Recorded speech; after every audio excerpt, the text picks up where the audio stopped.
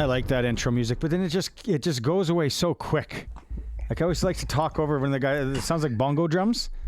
Colson, is that you cutting it quick over there? Possibly. I'll do better. No, you don't have to.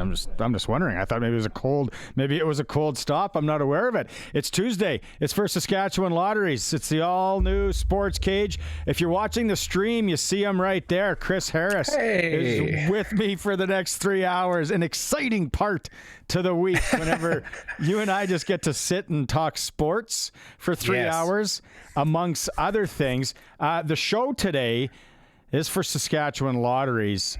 And if there was ever a time to run out and grab yourself a Sports Select ticket, it is today. Because I was like counting and I'm going 1, 2, 3, 4. Every NHL team plays today. Every single one that's in the league that has paid their fees, they are playing hockey today. 40 hours of hockey during a 7.5 hour span. So we're going to run down that. All Canadian teams are in action. I think the first one starts here right away. You might have to do a live sprinkle while we're on the show here and see how we do. Since you guys talked me out of my, was it David Andrews? Yeah. Mark Andrews. Sorry, David Andrews. Mark Andrews touchdown bet yesterday, and he ended up getting 2. So, yeah, well, we got to bounce back with maybe some hockey. Riders back on the practice field today. It was snowing, kind of. We don't really call it snow if you're from here. You know what it was. The weather wasn't great. Dave Thomas was down there. I can't wait to talk to Dave Thomas because it sounded at one point like there was a fire at Mosaic Stadium. There was smoke. He turned his camera around. I did see the video evidence. I'm very curious as to what that was. It didn't look like steam, and where it was coming from, I don't think it could be steam. So, Dave, you're going to chime in here, Curtis? Yeah, it was just the Riders heating up for the playoffs. Oh, wow. That cheesy segue brought to you by... so Dave will join us in about 20 minutes' time here. Back on the practice field, one notable omission from practice today. Coach Mace is going to talk about it here right away. Arash Madani joins us in hour 2. Arash, I want to talk everything about, probably play some Major League Baseball, some NFL, some NHL, who knows where else. 4:30, interesting one. Hoping to get Jeremy Roenick, who's in Weyburn on Thursday for an event. Talk to JR. And I know, Harry, everyone's talking to JR about the Hall of Fame, and he says, hey, it's been a while. That's fine. I texted him today, and I said, we want to kind of go in a few different directions. Because I'm sure you're, I'm in the Hall of Fame. It's great, yes, but can we maybe go a couple other different ways? So it'll be fun to talk to him. Hour 3, Glen Suitor comes in, and then Benny Walchuk, he is on the bone shaker right now to Flin Flon. So we got to put the SJHL report to 5:25, 5:30. Interesting news from the Yorkton Terriers on them losing their points for the 3 wins with the illegal player. Now they're appealing.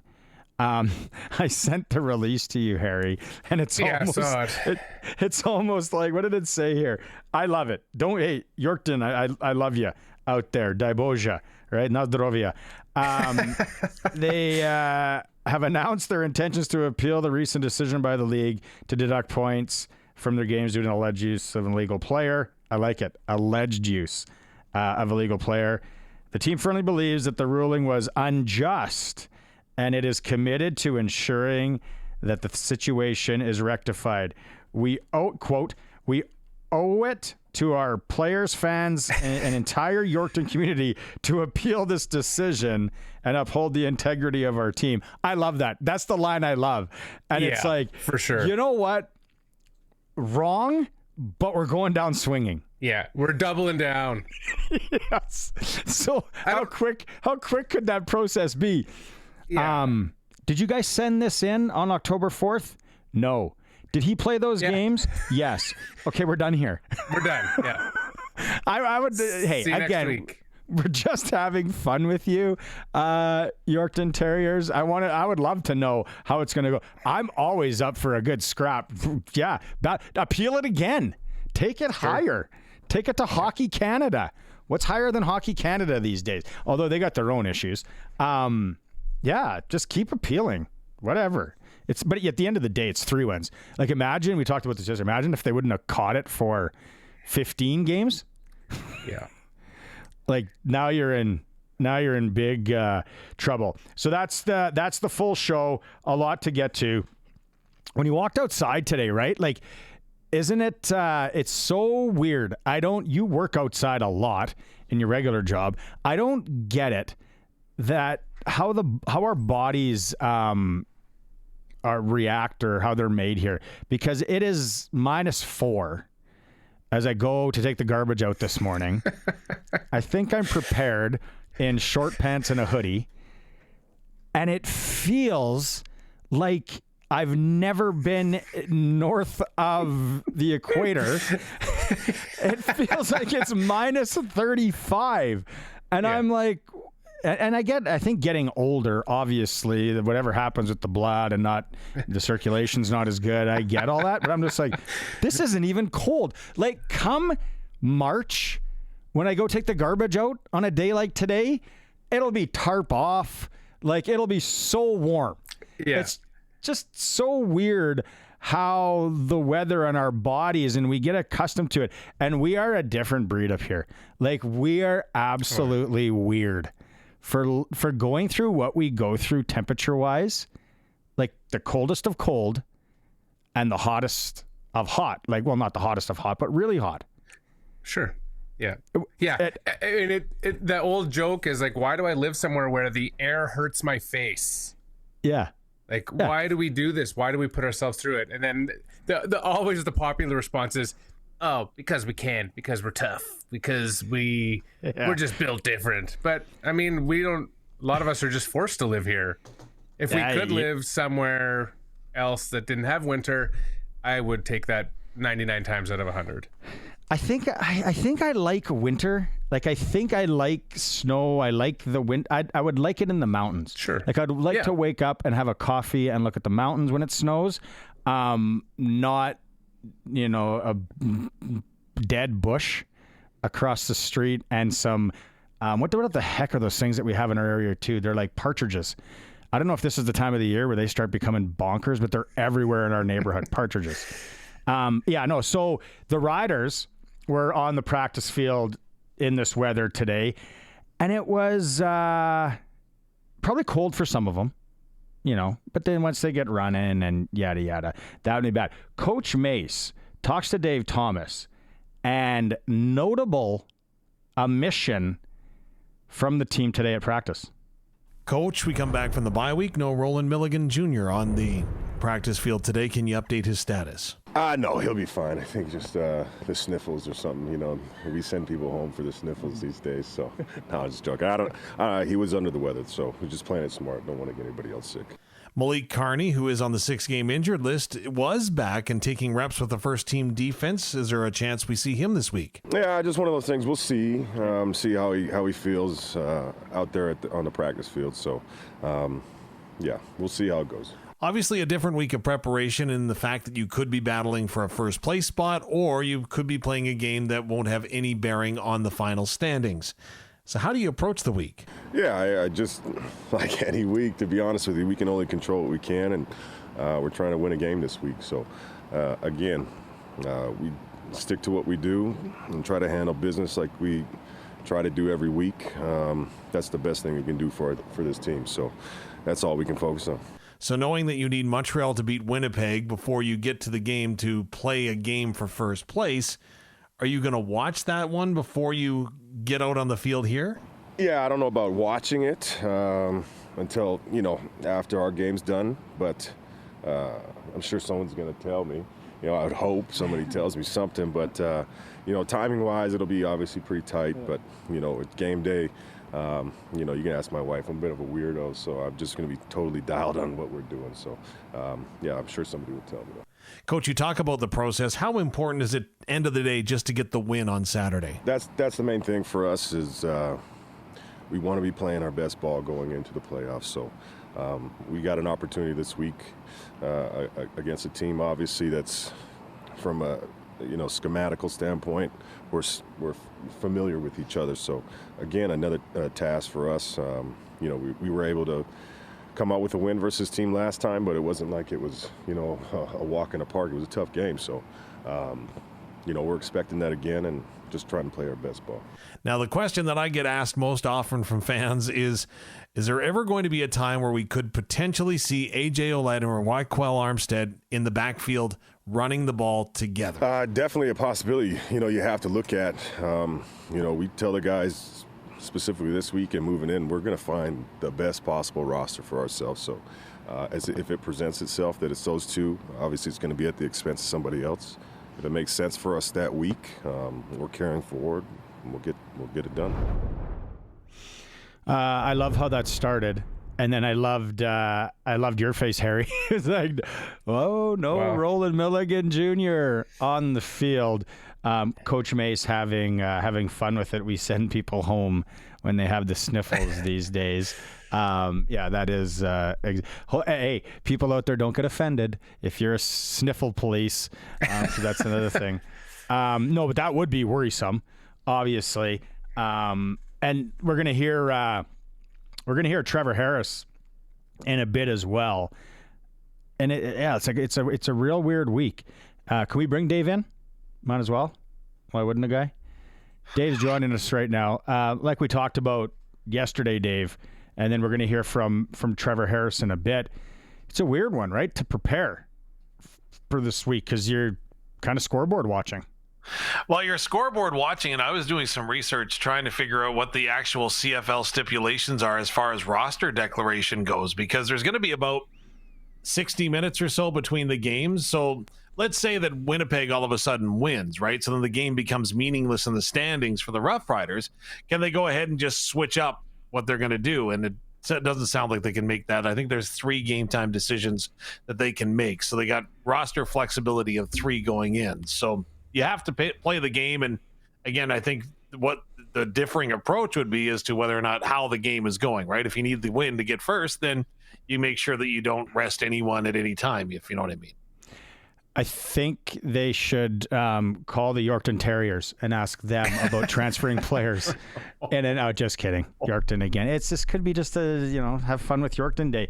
I like the question there you had though, because it's the question that we've probably. I bet you I've been asked the question, and Cole, we've had the text messages over 100 times this year. Is why can't they put Ouellette and Armstead or Ouellette and whoever in the backfield at the same time? It's just tricky. It's roster construction, right?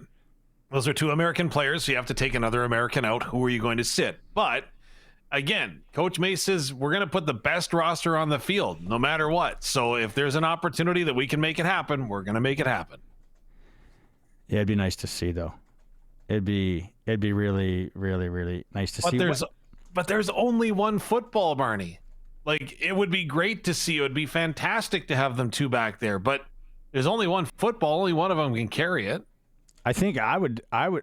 Hey, video game coach here, put them both and almost as a distraction. Like, to focus. So what are they gonna? And then just man-to-man defense on the outside or something, and then just start airing it out. But that's crazy talk. What is What is Calgary bringing in this weekend, right? When you think of it, like let's be honest, we're professional athletes. We want to finish the job. We want to get you just want to go home. Well, what was it Luke said once? That you got to make a business decision every once in a while, right? And hey, I don't know. If I've got a contract that's up, right? Like, number one, I got to put something on film. And if I don't have anything on film, I better show up and play so I can put something on film. And number 2, if I've got enough on film, do I really want to get hurt? I don't know. You already got plans when you get home. Yeah, no.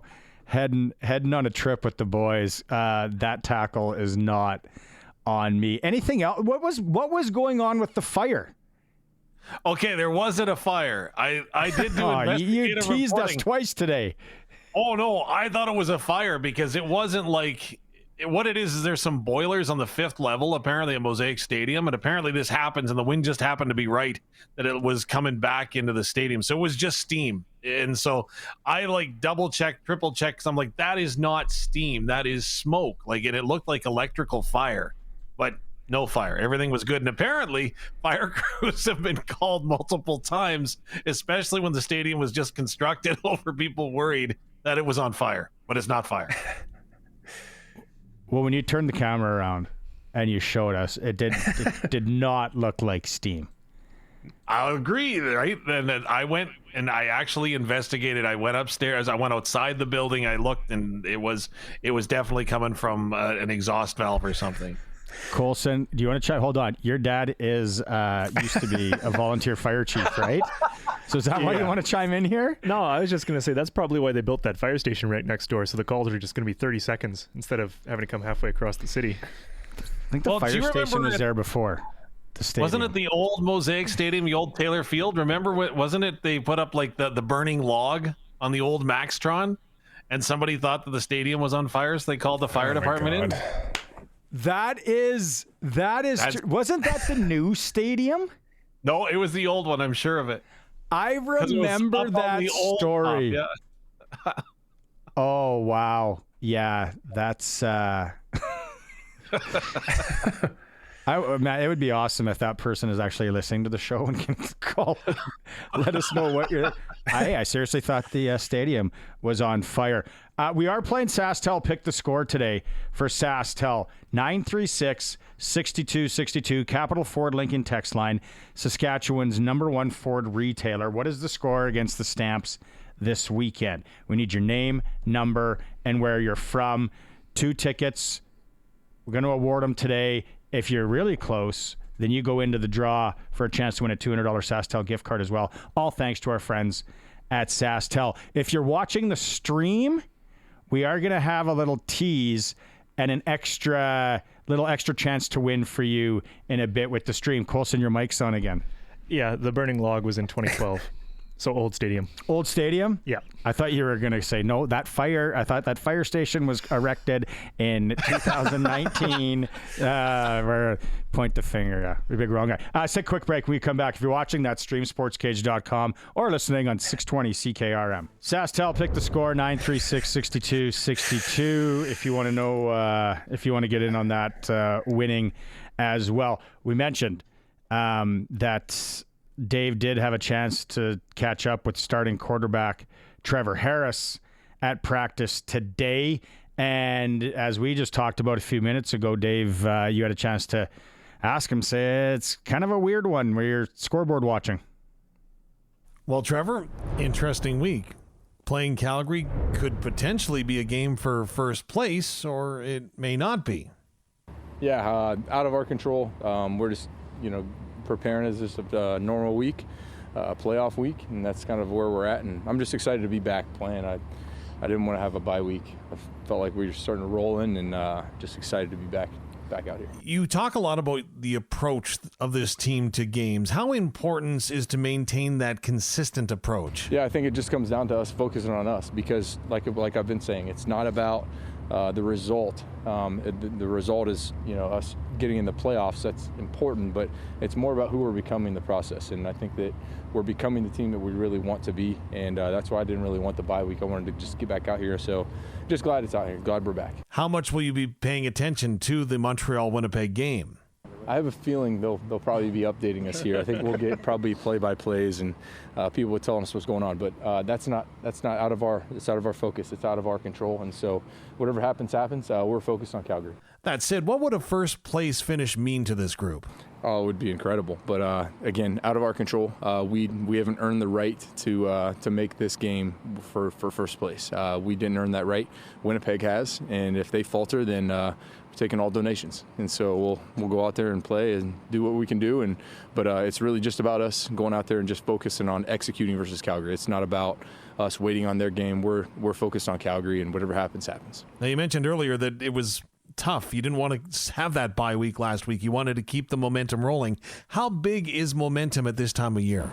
Huge. And I think it's something that I know people don't talk a lot about at this point is momentum and continuing that momentum. And like I said, developing into the team we want to be. There's no time for backward steps. There's only time for forward steps, pressing the envelope and making sure that everybody's staying focused and staying honed in on what we want to do and what we're trying to accomplish. Interesting comment there at the beginning where he's like, Winnipeg's Winnipeg deserves that right. Winnipeg is the team. Yeah, I don't play them, right? Like Harry, like if they're scoreboard watching and it doesn't go the way we want it to go, okay, Trev, go have a hot tub, do whatever you want. Yeah, for sure, especially if it's decided already, if they know. It's funny because you can't help but pay attention to what's going on in another game. I always have a hard time when athletes say that, like, we're not going to worry about it. We're not going to worry about what they're doing. It's human nature. You're going to want to know what's going on in that other game. And it is going to dictate how the rest of your day goes. So you'd be crazy not to pay attention to it. In my opinion, I think we see Trevor Harris, no matter what the outcome is in Winnipeg, for at least a half, because he is going to fight to play, because again, he's upset that he missed that time with the knee injury, number one. But number two, I've had an opportunity to watch how meticulous he is when it comes to his timing, his reads, and his mental preparation. And I think that he knows what a good thing that this team has got going right now. So to me, I wouldn't be shocked to see him start the football game, irregardless of what happens in Montreal. He brought up an interesting thing about the bye week, and Jeremy O'Day touched on it on yesterday's show. It is an odd time to have the bye, and I was curious when he was asked, when is the good time? When would you rather have that bye? Are you okay with having it this late in the year? And it is kind of a weird, like, 1 week off, 1 week on kind of situation. I don't think that if they could have picked this bye week, they would have picked it. Oh, absolutely not. They would have wanted to break up that 10 weeks in a row, right? They had the 10 games in a row, and if they could have broken up that, I think they would have been much happier. It's like use that card at some point. Everyone was falling with injuries like flies. We're gonna use our bye week card right now, and then we're gonna use the other one right after, if possible. Call the other teams, let them know to book their stadiums. We're not coming. Again, facetiously, right, people? I don't. See, it's like the last time the three of us were together and we were talking about, it's the best sunset, it's the best picture, it's the adage. Yeah, no, we're gonna do our thing. We're just one game at a time. We got to do what we got to do. We got to get ready. No, you're watching the game and then you're saying, I'm wearing sneakers. I get Dave. I think he is going to play. I think he will and wants to. It just scares me. I hate it. Maybe as a Patriots fan, with when Wes Welker went down and a nothing game and they didn't need to play him and he blows his knee out, and I'm screaming at my 36-inch tube TV. Oh, you didn't have a small plasma one like Michael Scott. Fair enough. I heard that's what you had. But anyways. I did later. I did later, and then I had a big party around it. Yeah, okay. Fair enough. But what I'm going to say, just to add to your point, is that, nobody wants that worst case scenario to happen. But there's also something to be said with the rest versus rust argument. And having the bye week as late as the Riders did. And again, we saw what the bye week did for them, right? Their bye week came in week 3, right? Or week 4, pardon me. And then they also had that bye after the Labor Day rematch game. And now they've got on a roll. They've won their way out of those bye weeks. So I think they want to continue with that mojo and keep it going.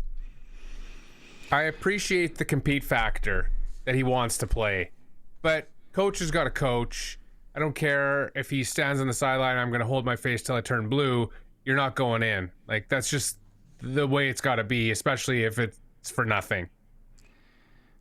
And and there's a number of guys too that need some live reps, right? Some live bullets to knock off some rust before playoffs. So no, it'll be interesting. We'll catch up, and I'm sure Glen Suitor is going to want to talk about all this in hour 3. Dave, before we let you go, I want to talk about today, because I'm sitting at watching, and there's like every NHL team is playing tonight.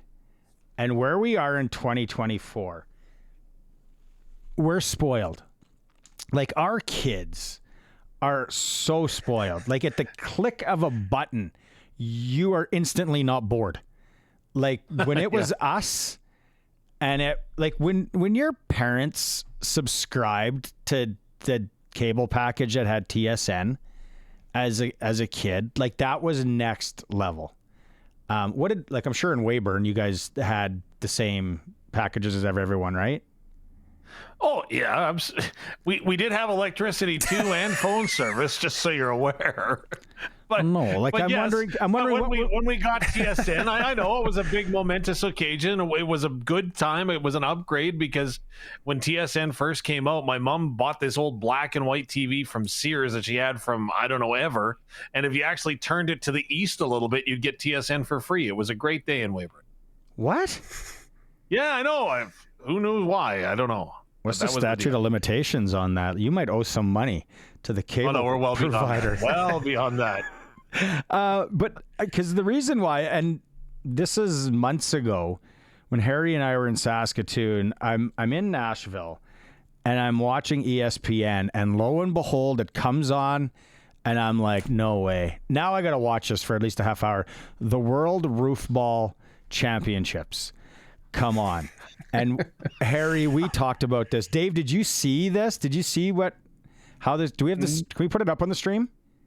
We can't put it up on the stream. It is one of the craziest things I've ever seen on television that's been broadcast live is roofball. If you're out there, just do yourself a favor, look it up right now and watch it after, maybe in a commercial break. The bosses will say, don't take people away from the stream. In a commercial break, do it. But it got me thinking, like, what are some of the weirdest things, Harry, like that we used to, when TSN came on, it was like, I remember it was 3/4 of it was Australia rules football. It was darts. It was Kiana's flex appeal, which was okay. And you just were hoping for some normal sport. They used to have fishing. Fishing was on regularly. Bob Azumi's Real Fish in Canada. That man became a national treasure just because he had his own show. You had I forgot about that. lumberjack challenges. You had World's Strongest Man competitions from 1973 to 1982. Like they put on the most obscure things. Like, we are starving for content. We got to put on anything that's on a Betamax tape. Throw it in. We'll watch it. And I vividly... 3 words, boys. Hiram 3 Walker words. pin challenge? Don't get eliminated. Yeah. What was that? Remember that show? That was that dub over show, right? Remember it was brought in from Asia or something, and they went ahead and they dubbed over it, right? Remember that show? Most Extreme Challenge. The Most Extreme Challenge, that one. Yeah. That was terrible.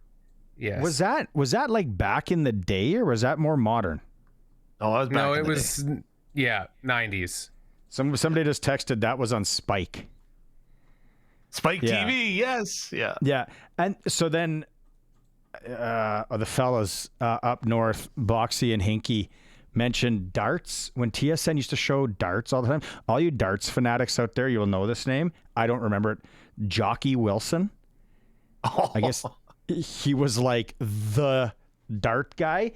And TSN, we didn't have anything. There was no Sportsnet. There was no The Score. What was the one guy's name, Harry? I tried to look it up, and you will remember this. What was the one reporter's name? And I think he's passed away. He had crazy Cosmo hair. Vince Cellini? No, it wasn't Vince Cellini. And he's one of the first memories of sports television that I had. And then you were just hoping for that was long before the CFL ever moved to TSN. It was long before TSN was ever doing NHL hockey games. Canadian or American? He was Canadian. This guy was Canadian. No. He looked like a little bit like Crazy Ed. And he's just, I remember him vividly. And then you just hoped for a normal sport to come on. That's all you wanted. Remember what a revelation The Score was when it came on? Because, you'd be in the midst of your PlayStation NHL 94 tournament with your pals on a whatever. And then all of a sudden, wait, we got to stop and check the scores. So you'd stop, because you wouldn't see SportsCenter or whatever, and you just watch for that little ticker on the score to find out what happened with your team. Remember, like you go on the internet or anything, like man. Oh, the score was so next level, and well, just like all the sport, it just everything evolved. Like people that are in our demo that we're talking to right now will totally know. They'll be like, yeah, like TSN, it didn't have anything. And now, like the ESPN's down there, there's that pillow fighting. It's a legit, they're in a ring. It's the National Pillow Fighting Championship. That's another thing you can look up. Hey, there's no gas leak in this studio. These are honest to goodness things I'm telling you out there. It's crazy. I forgot about Bob Izumi fishing, but I do remember the Hiram Walker pin challenge, the bowling. Because then in high school, you'd always go bowling with your buddies and, you know, have a couple and you'd be right, buckle, take the bus home. And then you'd be like, yeah, I was on the Hiram Walker pins challenge. Bowling was big, darts, Australian rules football, weird crotch rocket racing. Like that motorcycle racing was always on from Europe. We lived like, I'm just, so why, like I bring it because every single NHL game you can watch tonight. Like if you want to find it somewhere, somehow, you can watch it. And maybe on the Ocho, but you'll find it. The dark web. Okay, so Dave, let's catch up tomorrow. You don't remember any other ones. What was your top one that you remembered? Oh, the thing from Spike. Yeah. Oh, that wasn't really extreme a challenge. Yeah. Remember Kiana's Flex Appeal?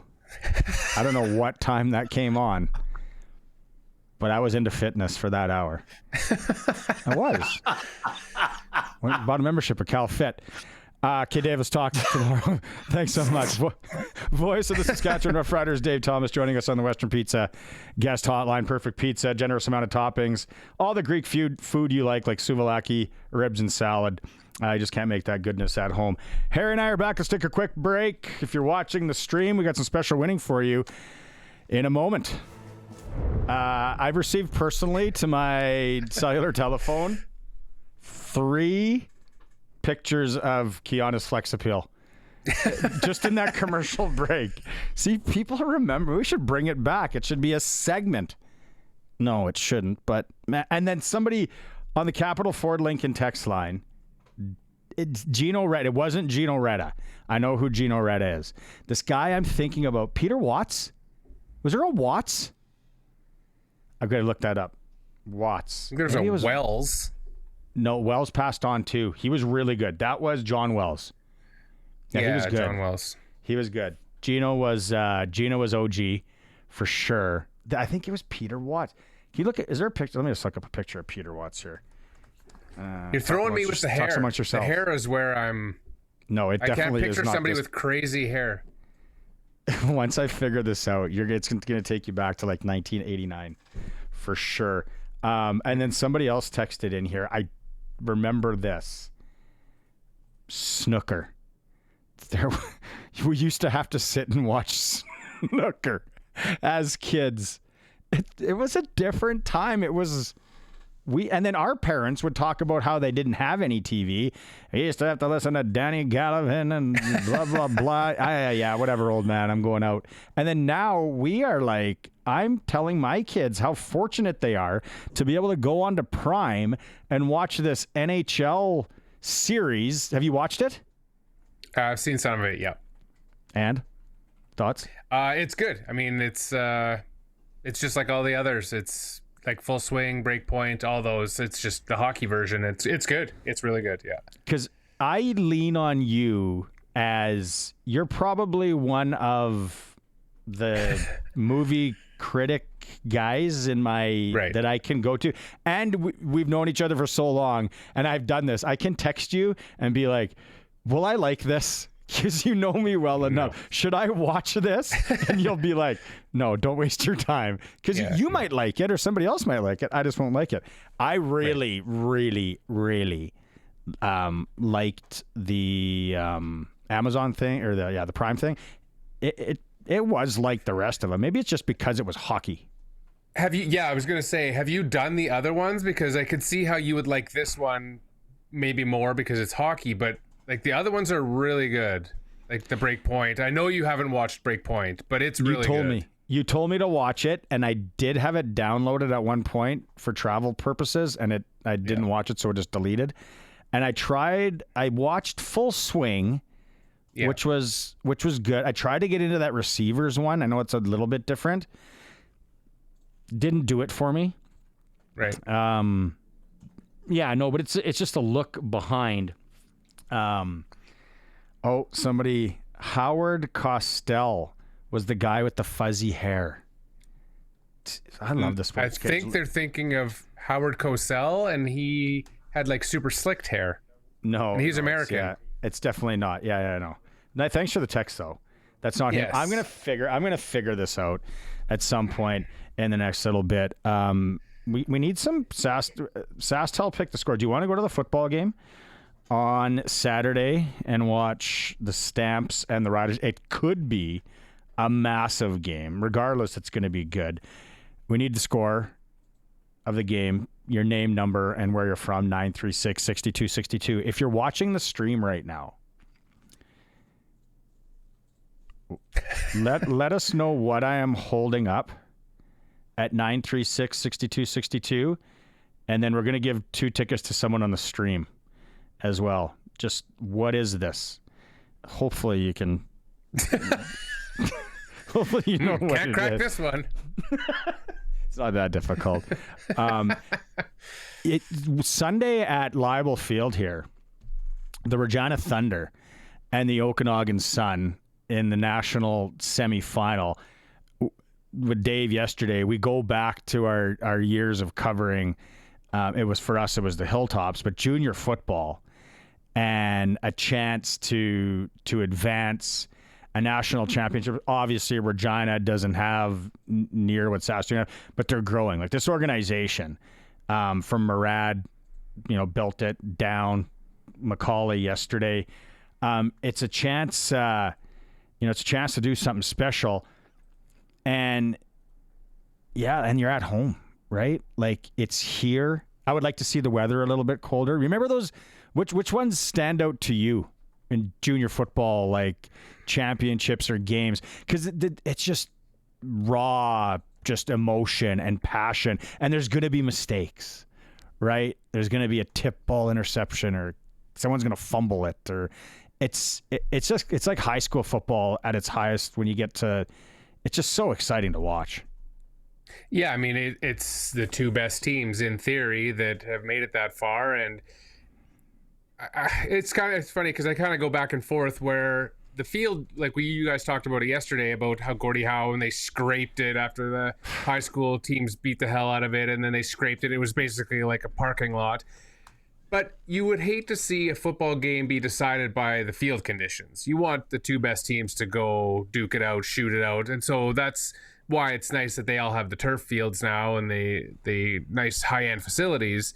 But there is something to say for that war of attrition where it's just like, if you've got the most heart and you can deal with getting hammered on concrete for 60 minutes, you're going to come out ahead and you're going to be a national champion. So it's kind of both ways. I can see it both ways, but yeah, you definitely want to take that next step and make it to that national championship. 1:00 on Sunday at Libel Field. We are going to talk to one of the Thunder players tomorrow on the program, and we'll keep hyping it up here as the week goes on, as it is a big one for us. Peter Watts, TSN anchor. There it is.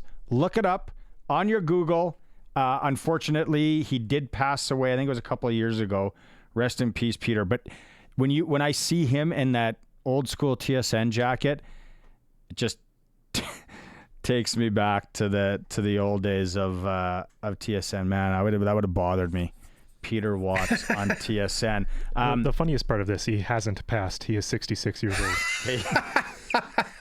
Peter, we might have to get him on. We might have to get him on the program. See, I was thinking of John Wells. Then.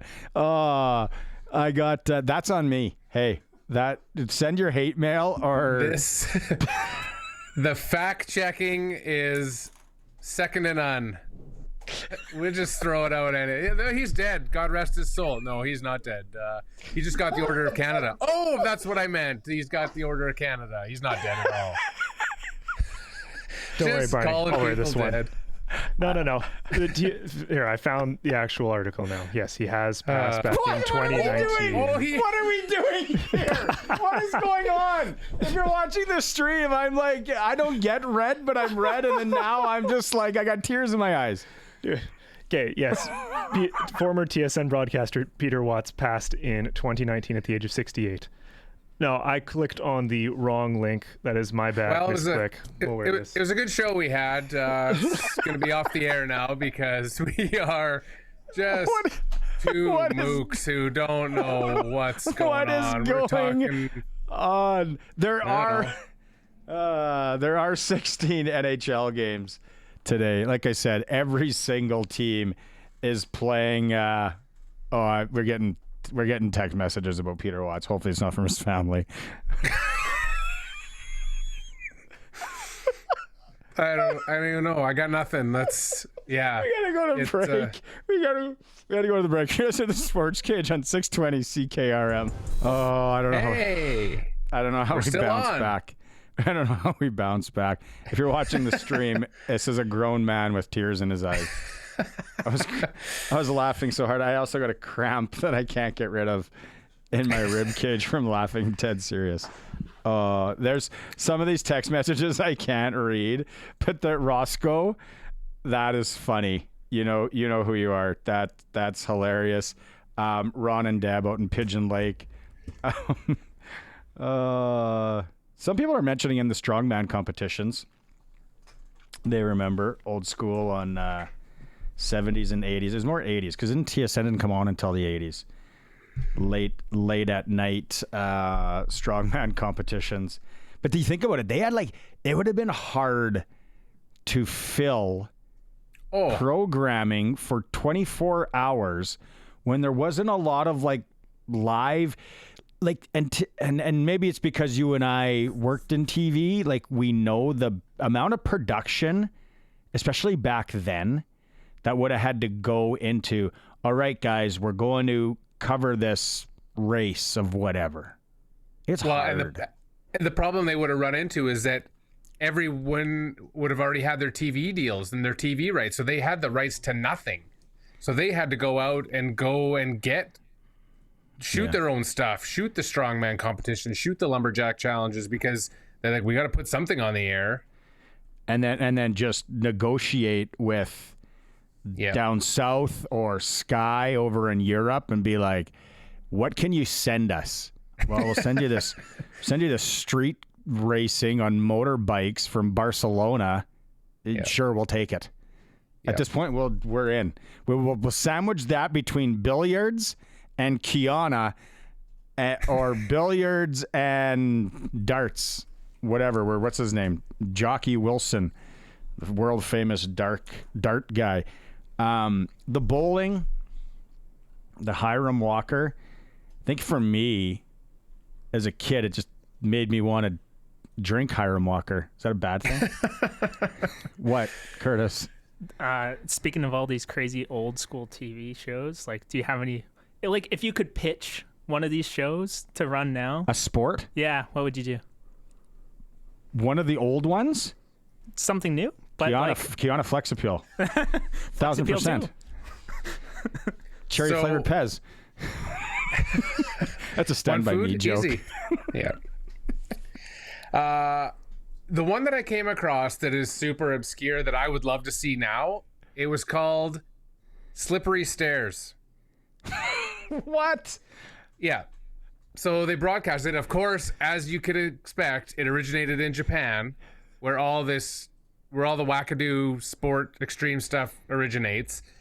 And that one on Spike came from Japan too. Yeah. So basically you're in a wetsuit, which is already potential to be slippery, and then they're on stairs that are slick, and you have to get up the stairs and ring a bell at the top. And as you can imagine, there's a lot of spills and a lot of wipeouts. So if you kind of had the desire to see people break their neck falling down stairs, then this was the program for you. What? So I would like to see that. That's interesting. Slippery stairs. Oh man, and I get a picture of my other rotator cuff being torn as I fall down a flight of stairs in a wetsuit, which is not flattering anymore. They'd have a vending machine for MCLs. Yeah.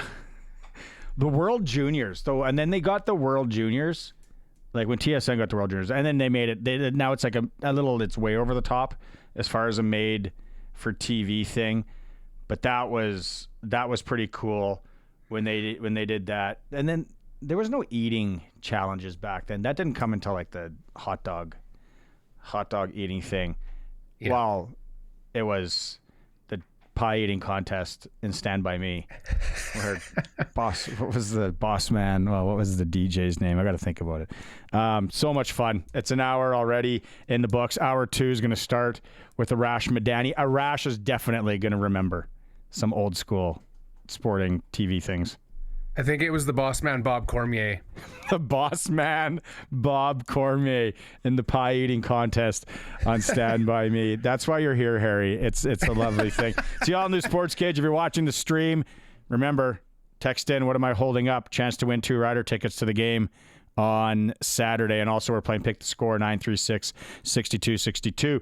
Time for a break. Come back. Arash Madani. It's the all-new SportsCage on the stream, sportscage.com.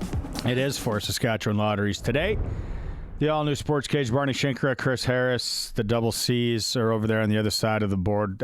Soon we are going to be joined by Arash Madani for a little coast to coast for Brian Golly. Couple of housekeeping things I want to get away. The Saskatchewan Rough Rider Foundation 50/50, they sponsor the show tomorrow. We've been talking about this a lot. The deadline for the early bird is tomorrow at 5 p.m. The early bird, very sexy this week. Dominican Republic vacation includes flights, again, of course, accommodations for 2 at an all-inclusive resort, shuttle transfers, or you can just take $5,400 cash. But you got to get your tickets before tomorrow at 5 p.m. Then you're in for the 50/50 at the game as well. So just winning. And then Colson is giving away rider tickets with SaskTel Pick the Score today, 936-6262. What is the score against the Stamps? Name, number, where you're from. And then a number of people that have been watching the stream have chimed in on what I was holding up for a couple other tickets. I'll do that again in a bit here if you're watching the stream. So a lot of rider tickets to give away today. It's that time. Let's go. Colson, hit it. The all-new SportsCage and Coast to Coast with Arash Madani is brought to you by Smart Investing Solutions. Be smart with your money. Call Brian Golly at Smart Investing Solutions, 546-2533. Oh, Rash. No Minnesota Vikings tarp today. No, I opted out. By the way, can I make a prediction on the score? I'm probably ineligible for the prize, living in Ontario. But can you get here for the game on Saturday? Riders 38, Stamps 9. Ooh. And I'm being generous for Calgary's points. Okay, Colson is writing it down. Back to that Detroit-Minnesota game. Oh. Remember last week when I was talking about my Sports Select tickets and needing a tie? Yes. Wow. You got your tie. Well, I flew out at 5 a.m. on Thursday, and with the missus, and I said, "I'm just give me a sec. I'm gonna go play a little ticket here." So I got some action going on Sunday when we're flying home. So I played that game as a tie, which is a 3-point game. Any of you Sports Select players out there will know that. I played the Monday nighter, Arizona, Los Angeles, as a tie. Nice. And then I took Baltimore to win outright. And I took Indianapolis, Miami as another tie, and it was a 6-pointer. But I still win because I hit 3 of 4. 3 of 4 is a winner. 3-4 is a winner. 4-4 is really good. 4-4. Canadian, isn't it? Yeah, like It is. it's like you get a consolation ribbon. Yeah. That's not Canadian. That you gave it the old college try. Yeah. Keeps you coming back is what Better it luck does. next time. Responsibly, always playing what I can afford to lose, which is really little. Mike Evans and Chris Godwin, speaking of losing, Tampa Bay. I don't know if there are a lot of Tampa Bay Buccaneer fans out there, but I feel sorry for you. They got a 4-3 record. What happens there? End of the line, Vil? It kind of feels that way. They're saying Evans won't be back until after the bye, week 11. And the only reason I think that's important, guys, is because they really were starting to figure things out there in Tampa. They gave Baker Mayfield the contract. Godwin was going into free agency after this year. It felt like they were kind of all in a division that's really up for grabs with the Saints, Falcons, and Carolina's hopeless. I wonder now, does Tampa Bay, trade deadline's a couple of weeks away, do they go after Cooper Kupp with the Rams? Like, this is still a very winnable division. It's still a way that you could host a playoff game, if not two. Is this the play right now if you're the Bucs to just say, look, they've done it before. They went and got Brady. They went and got Gronk. That was only, 4 or 5 years ago. Let's do that again here. This may be our best chance at a championship because the NFC is wide open right now. Is Kupp? Who else can you see available receiver wise? Like now Devontae Adams is off the, well, who knows? Maybe the Jets will. No. But who else is Amari Cooper? He's old anyway. Who else is out there? Yeah, who else is? Went to the Bills. I don't know. Like I would have said, is there somebody in Carolina? But Adam Thielen's hurt. Like you're not going to deal a young guy if you're the Panthers, even though your season is really hopeless right now. I'm not sure. Seattle might be in the market for a receiver too, because DK Metcalf is week to week. Was that was a bad looking? That was it was. Bad. I saw the replay or the highlight on the score. Who's like what team's season is over that has assets? New England season is over, but they don't really have a veteran receiver you want. No, Cleveland's they have no receivers. Already in Buffalo. I'm not sure. What about sorry, Harry, go ahead. No, we're just going to say receivers are in short supply for what you're looking for. If you're trying to get over that hump and get to a championship game, there's not a lot of names out there that you're like, we got to go ahead and get that guy because that'll be the difference. There's not a lot of difference makers out there. And the other issue, fellas, is with now these expanded playoffs, there are a lot more teams who feel they're probably in the hunt. A couple of weeks ago, Cincinnati was on life support. Now, all of a sudden, they get a couple of wins. They're a game below 500. They haven't gotten into the teeth of their division schedule. They're suddenly back in the hunt. So with that 17th game and the expanded playoffs, you're saying to yourself, all right, well, what happened to all that 1 in a million talk? So now that there's so many teams that have been pulled kind of into this chase, who not up? Oh, he's cutting out it. The next he's cutting out a bit. I think he was asking, who's scary? Can't say Kansas City. To me, the two best teams in football, including Kansas City, are Detroit and Baltimore. Like, you think about the Ravens, who start 0-2, and now they're 5-2. They're 0-2, and their second loss, they led by 10 at home to the Raiders in the fourth quarter, and they lost that game. What scares me about Baltimore, going up against Baltimore, is how stacked their defense is, how many weapons Lamar has, and the fact that their offensive line can block. Like, Lamar can throw it from the pocket. He showed that last night. That dude threw for 5 touchdowns. Derrick Henry ran for 169 yards, and he didn't even have his second carry of the game until the second half. And I think Detroit, top to bottom, has the best roster in football. So those are the two teams that really scare me, guys. I don't know about you. Speaking of trades and then Detroit, Do you see Garrett getting moved out of Cleveland? Oh man, that's such a tough one. Like, the answer should be yes, because Myles Garrett is your best asset. The fact that Deshaun Watson's Achilles is now popped, I mean, look, your season's over. You should go with Dorian Thompson-Robinson to see what you have there. You shouldn't go with Jameis Winston. Can Myles Garrett get you a young player and a second-round pick? Could Myles Garrett get you a first-round pick? I mean, you gave all them away to Houston when you went and got Watson. You may as well try and get something back for him. Wow, I don't know if a first round pick, but desperate times. Then on the Ravens thing, like we talked about, I don't know if it was last week or the week before. Like they are good, and how it looks, and if it's a video game, you really like how you're sitting with this team, but it's just not going to be sustainable till February. Like Derrick Henry.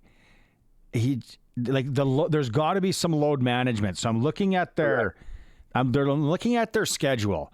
They play the Browns, who we just talked about. They never did have a quarterback. yeah, like they put in Harbaugh, put in whoever there.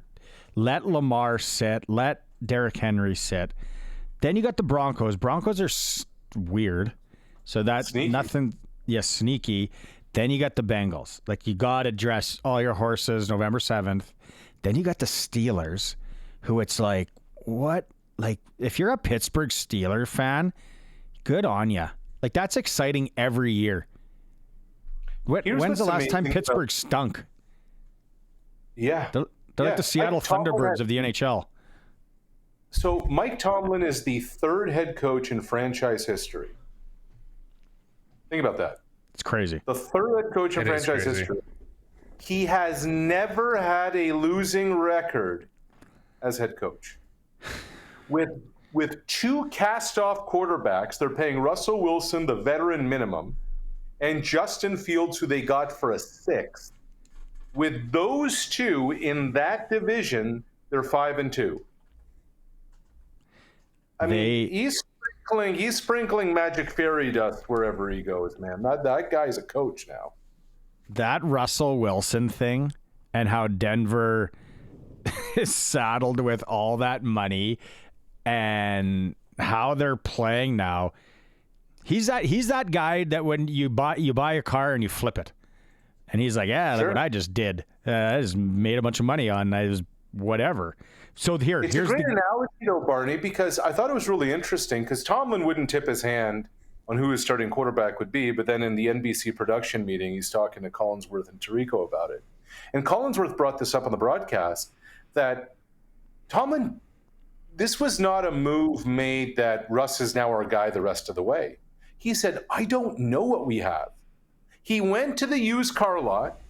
It was a flashy car back in the day. It was a well-operating car back in the day. Honda CRX. He got it for pennies on the dollar, as long as a Honda CRX can get you to the top of the podium. Fantastic vehicle. I'm in the market for one if anyone has one. Go ahead. And Russ and Tomlin just said, okay, let's see what this is. We're non-committal past tonight. And now maybe you go another week with Russ as your guy. Let's see. Is there something to be said for just the change of scenery? I mean, just the way that there's no expectations. You're Russell Wilson. You're brought into Denver to do a job. You didn't do it. They gave up on you. They didn't do anything with you. They gave up on you. You go to Pittsburgh with zero expectations. They're like, we expect nothing from you. You might not even make this team. And then once he gets the opportunity, he makes it work. Now, is there something to be said for just that? Sure. But right? Like the first half, first of all, the Jets are awful. 2, the first half was a little shaky, and Russ cooked by throwing the ball up, and George Pickens went out and climbed the ladder and caught him. Like, I don't think we totally know what Russell Wilson is, so to speak, yet. But it's a heck of a start. And it just buys him some time now to see what you're going to get. He was so bad in Denver. I need at least 3 games for my eyeballs to say Russ can still cook, because yeah, he was bad in Denver. It did look like he was cooking in Denver a lot of but then back to Baltimore. They play the Browns last game of the year, so that's sit guys down there. But then they got the Texans and the Steelers before that, the Giants. We need some sort of load management. Is there rumors with Matthew Stafford? I saw something today that the mighty Minnesota Vikings have some interest in Matthew Stafford. Sam Darnold's just like, come on. What else do I have to do? Yeah. We lost 1 game.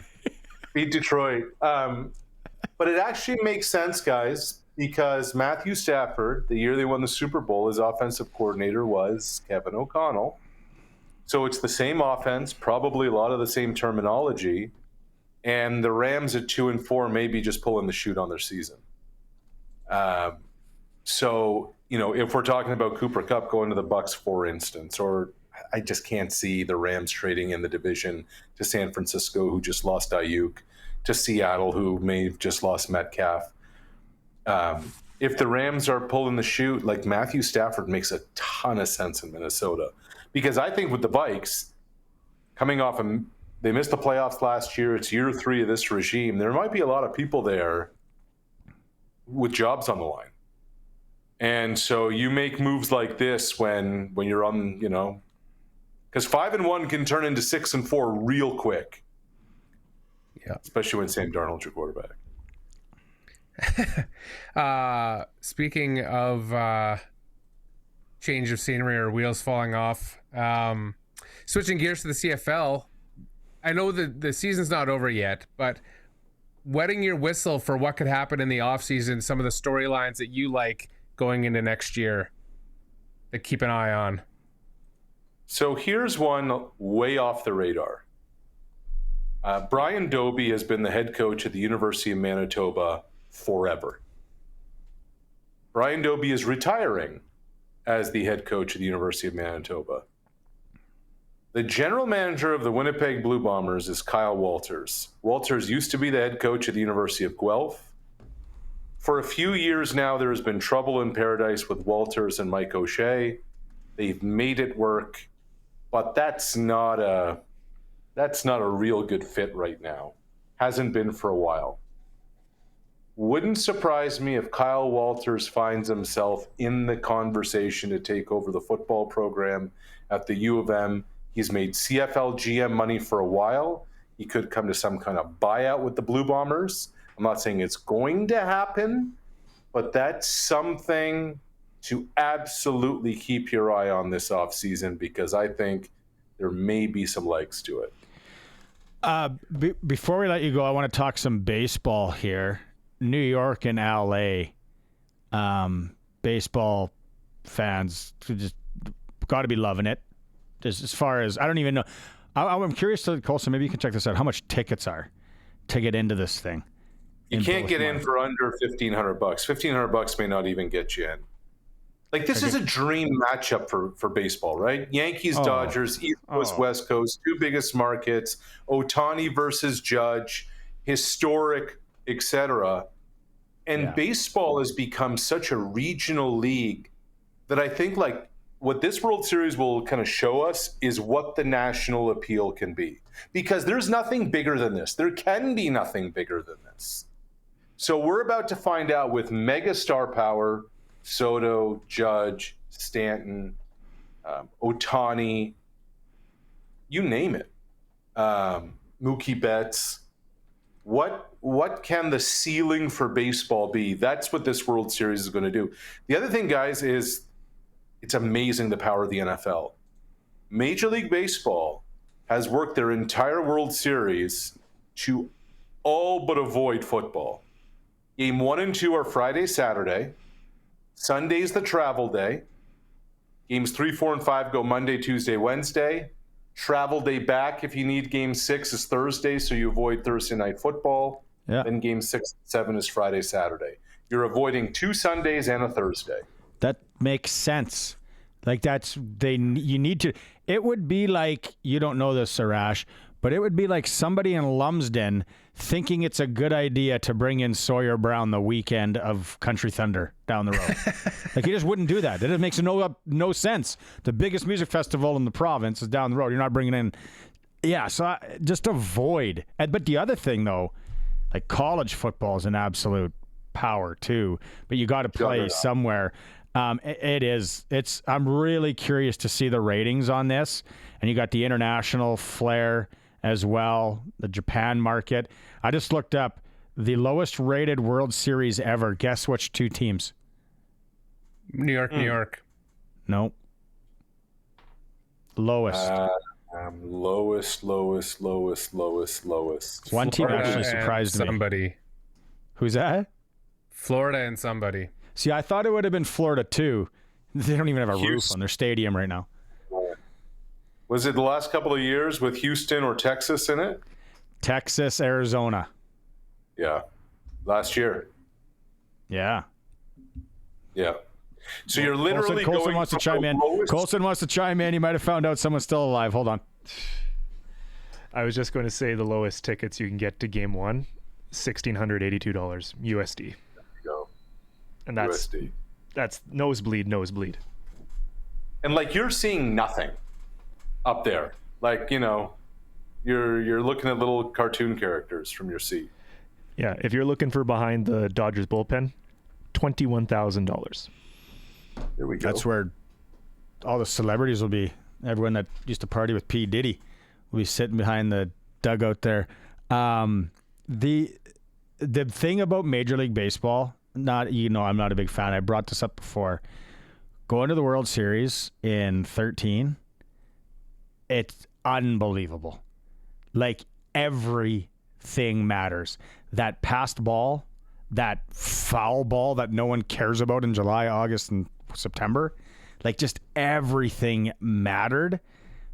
But for that kind of dough. What was 13? That was the Red Sox? Yes.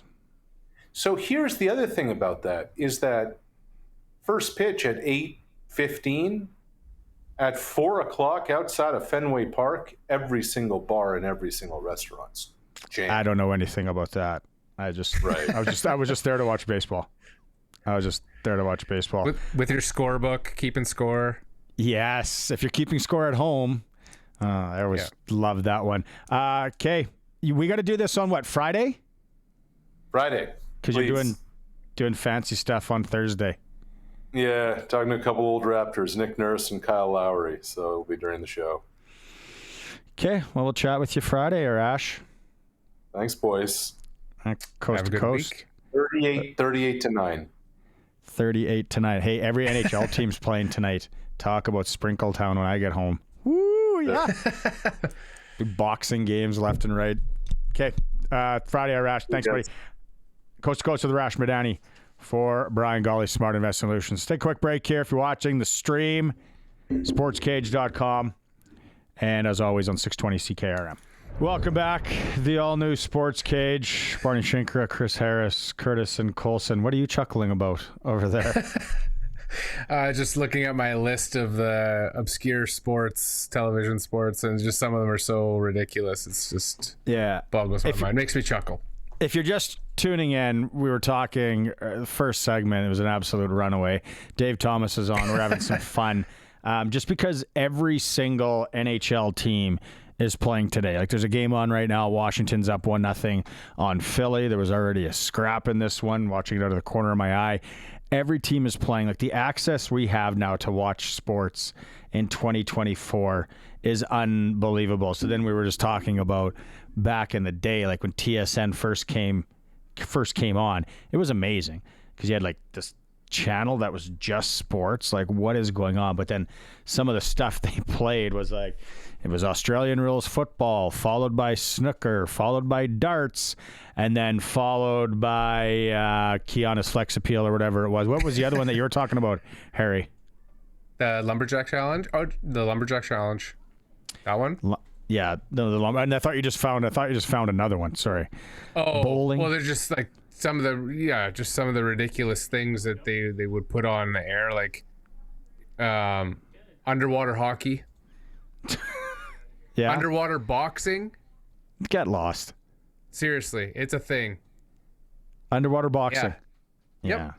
No, ESPN in the States is the best, because when I was just down there and they were showing the Roof Ball World Championships again, which is just one of the greatest things to watch if you've ever watched Roof Ball. We good to go, Curtis?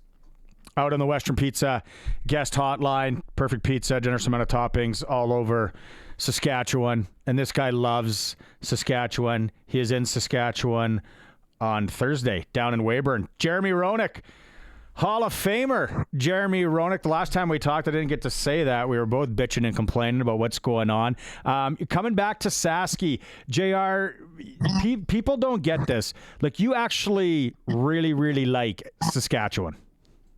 I do. I really, well, listen, I don't like the cold, but I love the people. I love the mentality. I love the hockey. I wish the NHL could be supported in Saskatoon, because that would have been great. I've always had a great time up there. I've had friends in Moose Jaw. One of my favorite teammates of all time, Dirk Graham from Regina. So, I do. I love it. Is your first experience with Sasky when I was like in grade 7 or 8 and I was chasing you around for autographs and your team at the 91 Canada Cup exhibition games up in Saskatoon? That was the first experience I've ever had up in Saskatoon. Yes, 1991 Canada Cup. I think we were playing the exhibition game against Canada up there. I don't remember it too well for a lot of different reasons. Some were professionally induced, some were socially induced, but it was a lot of fun. Yes. That 91 Canada Cup, like, the thing that people don't remember is Canada actually played the U.S. in the final. Everyone kind of would always talk about the Mario Lemieux goal with Howard Chuck and Howard Chuck started. Well, I think Howard Chuck started it, and then Gretzky giving it to Lemieux. But that 91 is the U.S. and Canada. And the thing that, do you remember this, Harry? And I'm sure JR, you do. Is when I remember. I know exactly what exactly what you're gonna say. Suitor absolutely wallpapers Gretzky like that. As a kid, that's the first time you ever seen Gretzky hit like that ever. Well, you got to remember it's the Canada Cup, right? So the Canada Cup usually doesn't have tough guys on the team. So, we all obviously felt a little bit better about the fact that, hey, if we hit Gretz, we don't have to deal with McSorley, or we don't have to deal with anybody like that.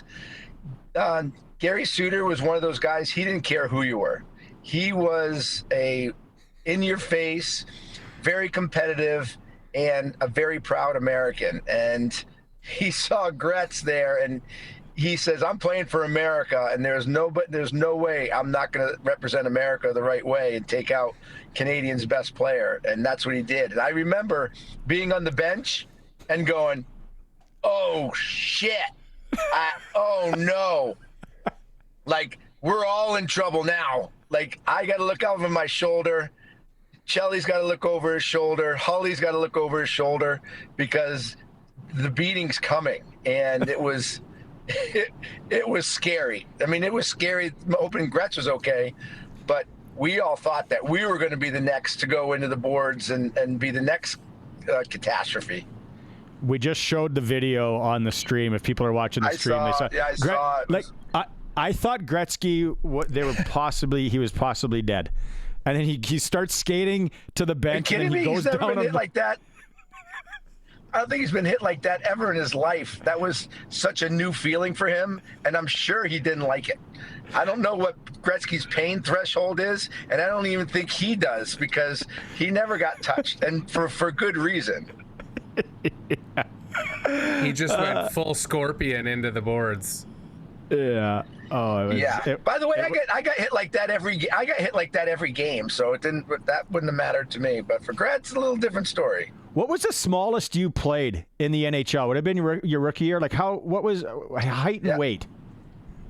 my first game in the NHL in 1988, I was 162 pounds, and I gained 5 pounds during training camp. So I remember going into training camp about 158, right around there. Oh. So and that's 1988 hockey. Like that's not now where guys can be a little bit smaller. Was that 91? Was that the coming out party for USA hockey because you guys won it in 96? Was that there was something there in 91 and it kind of just kept going? Yeah, well, obviously everything started in 80 with Ruzioni and the 80 team that had the biggest upset of all time. But that kind of sparked that whole generation, which led up to 91. Obviously, we had a great Canada Cup team at that time with Chelly and Hully and Otto and Madano, myself, Housley. I mean, we had an amazing team in 91. But I think that's when we really put our faces and our stamp on the World Hockey Association in terms of being a powerhouse. And it just culminated in 96 by winning the World Cup. And again, even though we lost, being in the Olympic Games in the final game against Canada in 2002 was pretty much the ultimate, the ultimate stamp on our superpower. Harry, sorry, do you got to go? Would you say, I know you just kind of answered it, but would you say 96 was the real, when you showed the world that the scales had balanced and you was tipping the other way now and the Americans could play the game that they needed to in order to be dominant on the world stage? Well, if you think about it, 96 had all the major players in it. I didn't play because I was in a contract dispute with the Blackhawks and obviously a free agent situation. So I was in that situation where I'm in the best money market making time in my whole career at 26. If I go to the World Cup and get hurt, I'm screwed. So I chose not to play, which I still don't regret at all because I got to watch and I'm so proud of our guys. Yeah. But all the big players were in it. Gretz was there, Mario was there. It was all the big players from the 90s.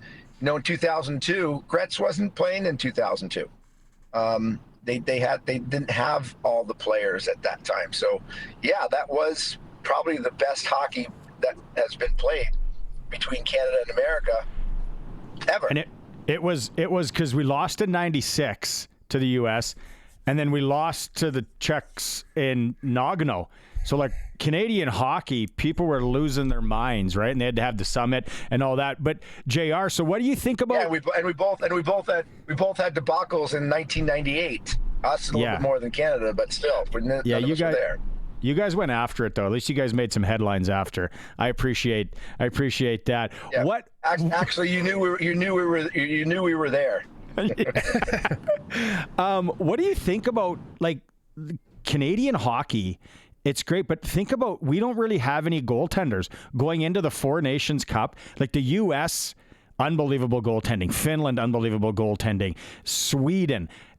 Canada, everyone's saying maybe Binnington, right? Like, isn't it weird where Canadian hockey is as far as goaltending?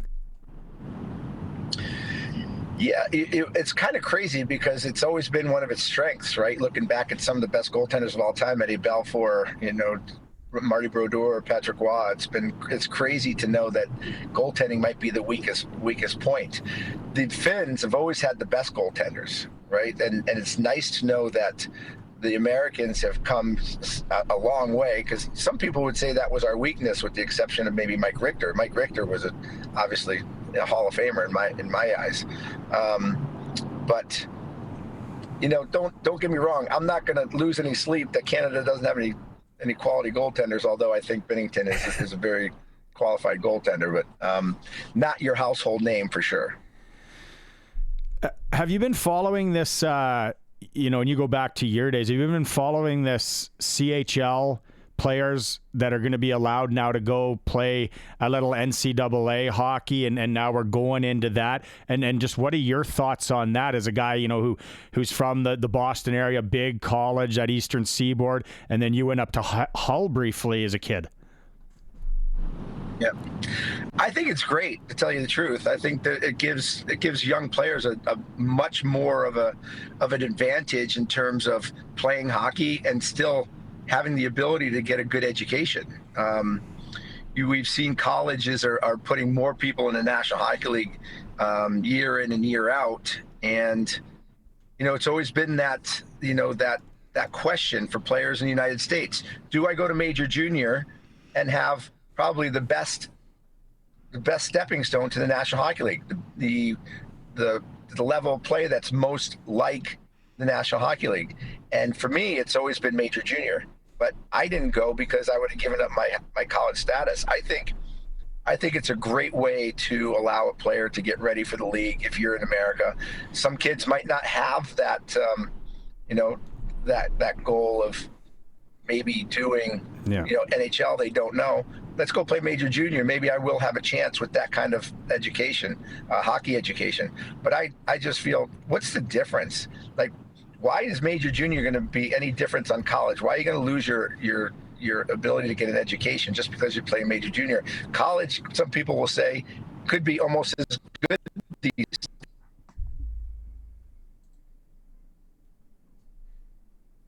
days. Yeah, we kind of lost you there for a second. Okay, I saw, before I let you go, we saw you with Tim Peel on social media the other day. I know you're always hanging out. Former NHL official. What's the two-part question? NHL official that you just got along with, like you guys on the ice, and then one that maybe you despised back in your playing days. Kerry Fraser was always great with me. I always used to have a lot of fun with Kerry Fraser. He was great. Pat DiPuzzo, who was a linesman, him and I we couldn't wait to get on the ice together. We were such friends, and we always ragged on each other and laughed. And I scored a big goal and actually gave him a high five on my way to the bench after I scored my 50th goal. I thought that was pretty cool. I had a little run-in with Blaine Angus way back in the day. I threw a water bottle at him. I thought he was a terrible referee, and he didn't ref after that year anyway. And Denny Morrell made the worst call in the history of goal calls. Nelson Emerson in Winnipeg literally came around the net and threw the puck into the net in overtime, in his hand, out of his hand, threw it in the net with the replay and everything, and Denny Morrell called it a goal. And I'm like, how much money did he have on this game? It was a joke, and we just went absolutely bonkers at Denny Morrell after that brutal call. Those are probably couple of the guys that I could name. Harry, you got anything? I want to change gears here for one quick second while we still have you. I took a little stroll down your IMDb, and between airline employee, desk sergeant, officer number 3, assistant coach, and security guard, which role do you really remember the most out of those? Would have to be a baseball coach on Ghost Whisperer, because I got to meet Jennifer Love Hewitt. That was the best. And then I don't know if I asked you this in the podcast a couple of years ago, but when's the last time you played, just for movie buffs and swingers, when's the last time you played Genesis hockey, where they talk about you in that movie? Oh, Sega Genesis, Sega 94. It's been a long time since I played it, but it's been about 24 hours since I talked about it. It literally is a everyday conversation with me with somebody somewhere, whether it's over social media or somebody I run into on the street. It's not so much me, it's Roenick. He's good. That's the conversation every day. What are people in Weyburn can expect anyone going on Thursday night? Listen, if you like people that just love being around and telling stories and entertaining and having a good time, we're going to have a great time. So there's no question. I'm sure that the vibrations are going to be zipping through that through that center, and the libations are also going to be zipping through that center. Yeah. We'll have a good time. Right on. Jeremy, thanks so much for doing this. Travel safe up to Sasky here, and people are really looking forward to it. It'll be fun. Look forward to seeing you guys. Thanks a lot. Right on. That is NHL Hall of Famer Jeremy Roenick joining us here on the all-new Sports Cage. American hockey, though, Harry, right? Like, back in the day, like, he talked about Mike Richter. Like, Mike Richter was so good in that 96 World Cup and then in the Olympics. Like, he was, like, unbelievable. Yeah, and he touched on it. Like, that 96 World Cup was really, I feel, the time when people stood up and started to take notice about I think that back in the day used to say, oh, they're playing the Canadian way and they're playing like they're better at it than us, and they really served notice that USA hockey was going to be a powerhouse for the foreseeable future. So if you're heading to Weyburn on Thursday night, you can talk to JR there. Speaking of the SJHL, we do have the SJHL report coming up with Benny Walchuk in the next hour for our friends at Southie Mainline Chrysler, the new king of trucks in Southie. Games today, that's why Benny's traveling. He's heading up to Flin Flon right now with the Yorkton Terriers. We're going to talk about the Terriers' appeal to them losing the points and the wins yesterday. That'll be interesting. Weyburn's in Humboldt and the Battlefords in Melfort in the SJHL this evening. It is the all-new Sports Cage. Time for a break. If you're watching that stream, sportscage.com, thank you very much. If you go to sportscage.com, a lot of times you're going to find some interesting reading material. It's time for the clutch performer for Nick Service in Emerald Park. Your local Massey Ferguson, Challenger, Rogator, Gleaner, and Fent dealer. You can call 781-1077. A 3-pack of Saskatchewan judo athletes coming home with hardware from one of the biggest judo championships in the world. 777 athletes out in Toronto. So it was shout out Kenzie Woods, Nova Lee Newman, and Thomas Burns Shinmura, all coming home with some hardware. Kenzie's from Moose Jaw. Michelle Yee from Regina also picked up gold there as well. So great job there from the what is the person called when they do judo? Judoers? Judoists? An athlete. Athletes. That is the clutch performer for Nick Service in Emerald Park, your local Massey Ferguson, Challenger, Rogator, Gleaner, and Fent dealer. Judo, that's going back to our TSN and old school sports and what used to be on TV. TSN probably had some rights to judo back in the day. The reason we're talking about that is because today every NHL team is playing. There's 16 games, and you can find it. You can watch it. It's 2024. It's like crazy where we've come. As far as Canadian teams, Flames are hosting the Pens. Oilers hosting the Canes. Jets are in St. Louis. Canucks are in Chicago.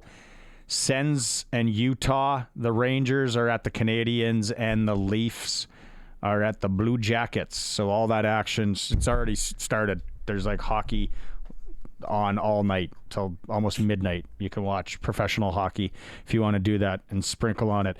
All new Sports Cage coming up in hour 3. Harry's going to stick around. Colson's going to stick around. Curtis is a hard maybe. We got Glen Suitor coming up and the SJHL report with Benny Walchuk. It is the all new Sports Cage. Don't forget, SaskTel picked the score, 936-6262. What's the score? Name, number, where you're from if you want to win tickets to this weekend's game on the home of the Saskatchewan Roughriders, 620 CKRM.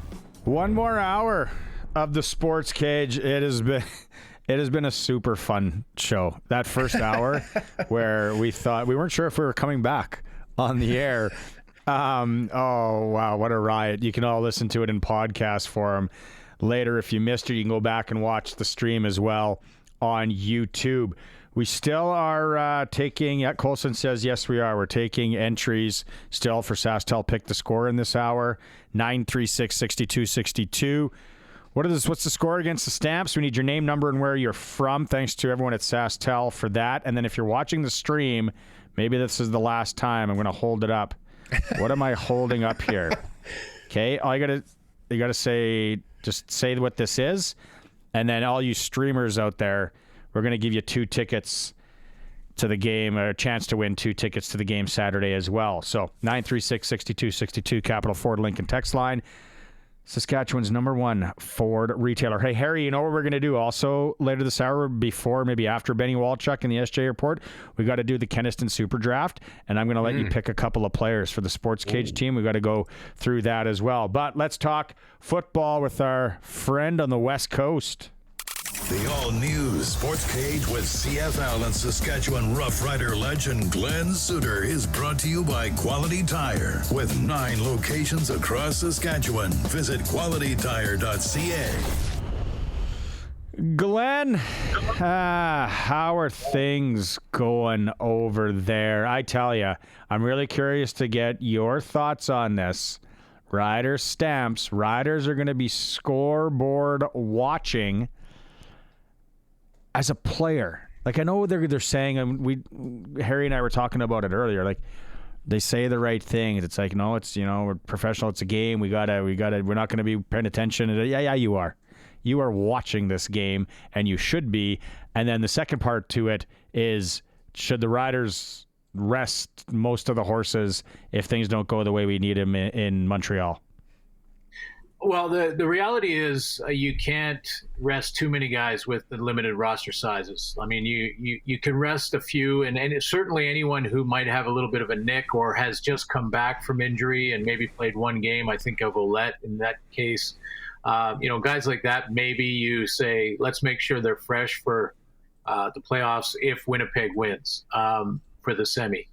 But, I'm resting Trevor for sure, if it's me. Now, every coach has a different approach to this. Mark Trestman wouldn't even let Anthony Calvillo start in games that didn't matter in the standings. Wouldn't even dress him in those games, so he wouldn't be tempted to put him in. And some coaches think, and I think Jason Moss is one of them in Montreal, he wants to play his starters at least for a half because he doesn't want to get them to get rusty. So lots of different approaches here. For me, I would rather be 100%, or no one's 100%, but I would rather have as fresh legs as possible than, be banged up going into the semifinal, and rather than have a little bit of rust in that first series or two in the semifinal. I always thought the first special teams cover team, you're in the flow of the game, But it's funny, Barney, when you say players say the right, they're saying all the right things. During the NHL regular season, players always say they're giving it all they got. And then all of a sudden in the playoffs, the tempo and the space disappears, the tempo gets that much higher, and the physicality gets that much higher. And, well, wait a minute. You had this in the playoffs, but you didn't have that in the regular season. So don't tell me in the regular season it was everything you got, because it wasn't. But you can't control it. It just happens when you're in that do or die situation, kind of like fight or flight kind of thing. And, that's where you see the highest levels.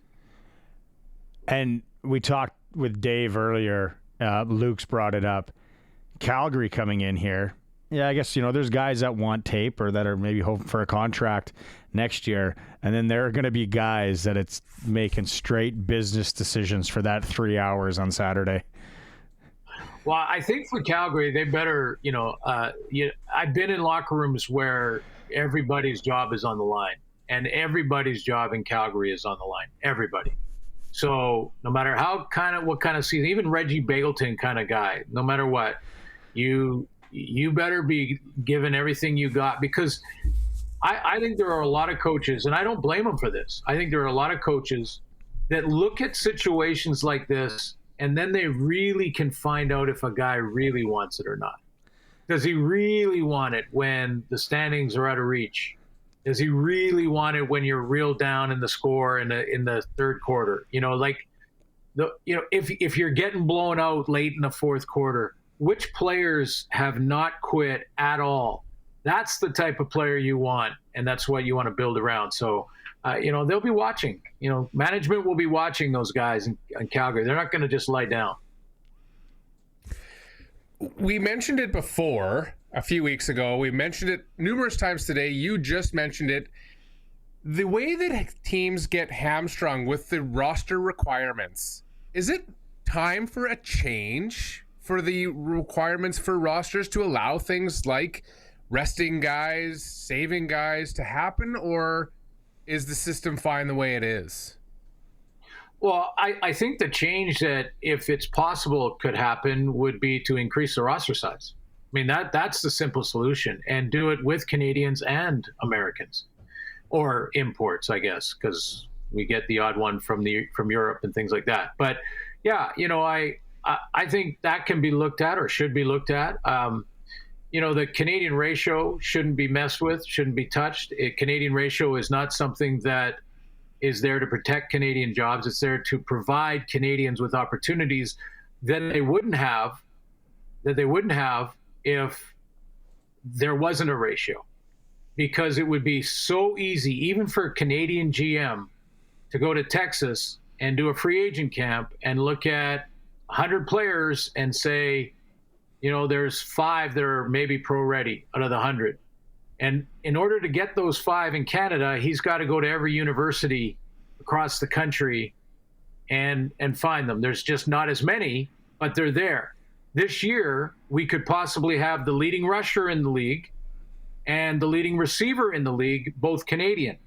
And if what I think will happens with Canadian quarterbacks in Trey Ford and Nathan Rourke, it won't be long before a Canadian quarterback is leading the league in all categories as well. And so they can play. It's not about protecting jobs. The ratio is there to provide opportunity for Canadians, fair opportunity. So if you want to increase the roster size, what is the biggest stumbling block to doing that? And when is the last time that they did it? You kind of froze there in the question. Just why, what is the biggest stumbling block in increasing roster sizes? Is it a money thing? Is it a body thing? And when is the last time that they actually did change roster requirements in the CFL? Yeah, it's been a while. And it is money. It's just flat out money. But again, it's been a great season. It's been a great 3 seasons with the product on the field. I mean, we've talked a lot about games being decided in the final 3 minutes this year. It's about 65% of our games, and that's outstanding entertainment value. Attendance has been up across the board. Our ratings at TSN are excellent. It's one of the highest rated things, if not the highest rated programming that we do in the regular season of any sport, including hockey. And now we only have regional rights in hockey, but I'm comparing it to Sportsnet's hockey ratings. So I think all of those indicators are there to suggest that there might be more revenues in the next few years. And gambling has been a part of that too. And gambling organizations that have become big sponsors in the league or with TSN and other entities. So, I think if there is new revenues, a lot of things can be cleaned up by increasing the roster size so that special teams cover players and special team return players are separate from the starting lineup on offense and defense. There'll be less fatigue, less injuries, less penalties. I think you'll see crisper game top to bottom. And maybe even it trickles into more points because, let's be honest, our rules, the field size, the unlimited motion, all of it really do help the offense get an advantage and an edge. For sure. Be able to run full speed at the line of scrimmage. I want to get in a couple more here before we let you go. Yeah. Who's starting at quarterback for the BC Lions November 2nd? Oh, it's VA. It'll be VA. Vernon Adams Jr., he earned the job with that last game, even though Montreal didn't play all their guys. They missed a couple of guys, taking nothing away from Vernon Adams. But, I think when you see what happened out there, I hate to think that anyone on that roster was playing differently or preparing differently because of who was playing quarterback. And then when Vernon Adams got the chance to start again, they just played harder. I hate to think that that is even possible. However, they looked different. I mean, the team looked different. Like they were almost sort of supporting this decision and taking that extra little step. almost the playoff step. Yeah. Speaking of Montreal not playing guys, go to BC. They stink. What do we expect from Montreal? Are you as intrigued as me this game? With Winnipeg coming in, what's Montreal going to do? Are they going to play guys? I think they are. I as far as I heard, and you go back to the BC game too, and Jason Moss made the decision to play Cody for an entire half. Cody Fajardo played the entire half. I mean, in a game that you can't change your position in the standings, that's risky. But that's what Jason Moss is all about. He said, our standards in practice are that we're all playing, we're going all the way through. It's not resting and getting anyone thinking complacently. We are just going to attack. So I expect to see the starters at least to start the game. Okay, we've been talking about this all day. You work for TSN. Do you remember when TSN you were still playing when TSN launched, and it was just like they're just trying to fill time on TSN, and they had everything. Like, what are some of the things we've had people messaging in? We've had like billiards was on and bowling and all that. What do you remember? Darts. I remember 20. I don't even know. I guess that was double 20 or whatever. Yeah. There. And darts, pool. There was some wild. Kiana's Flex Appeal. Well, come on, we all remember that. That was fantastic programming.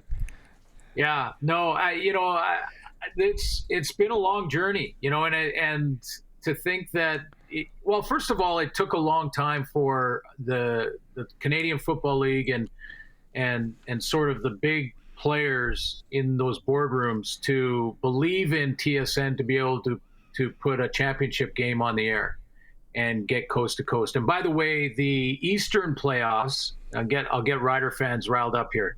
The Eastern playoffs will be on TSN and CTV.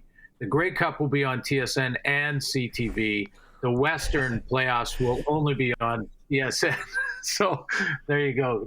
There's just a little match. Throw it right on the fire and let's go. Oh yeah. That's exactly what's going to happen. The texts are going to start to fly in here. And it's amazing the amount of Australian rules football we watched growing up in the 80s that I still have no idea the rules on Australian rules football. And we grew up with it in Canada because it was on like 5 hours a day on TSN.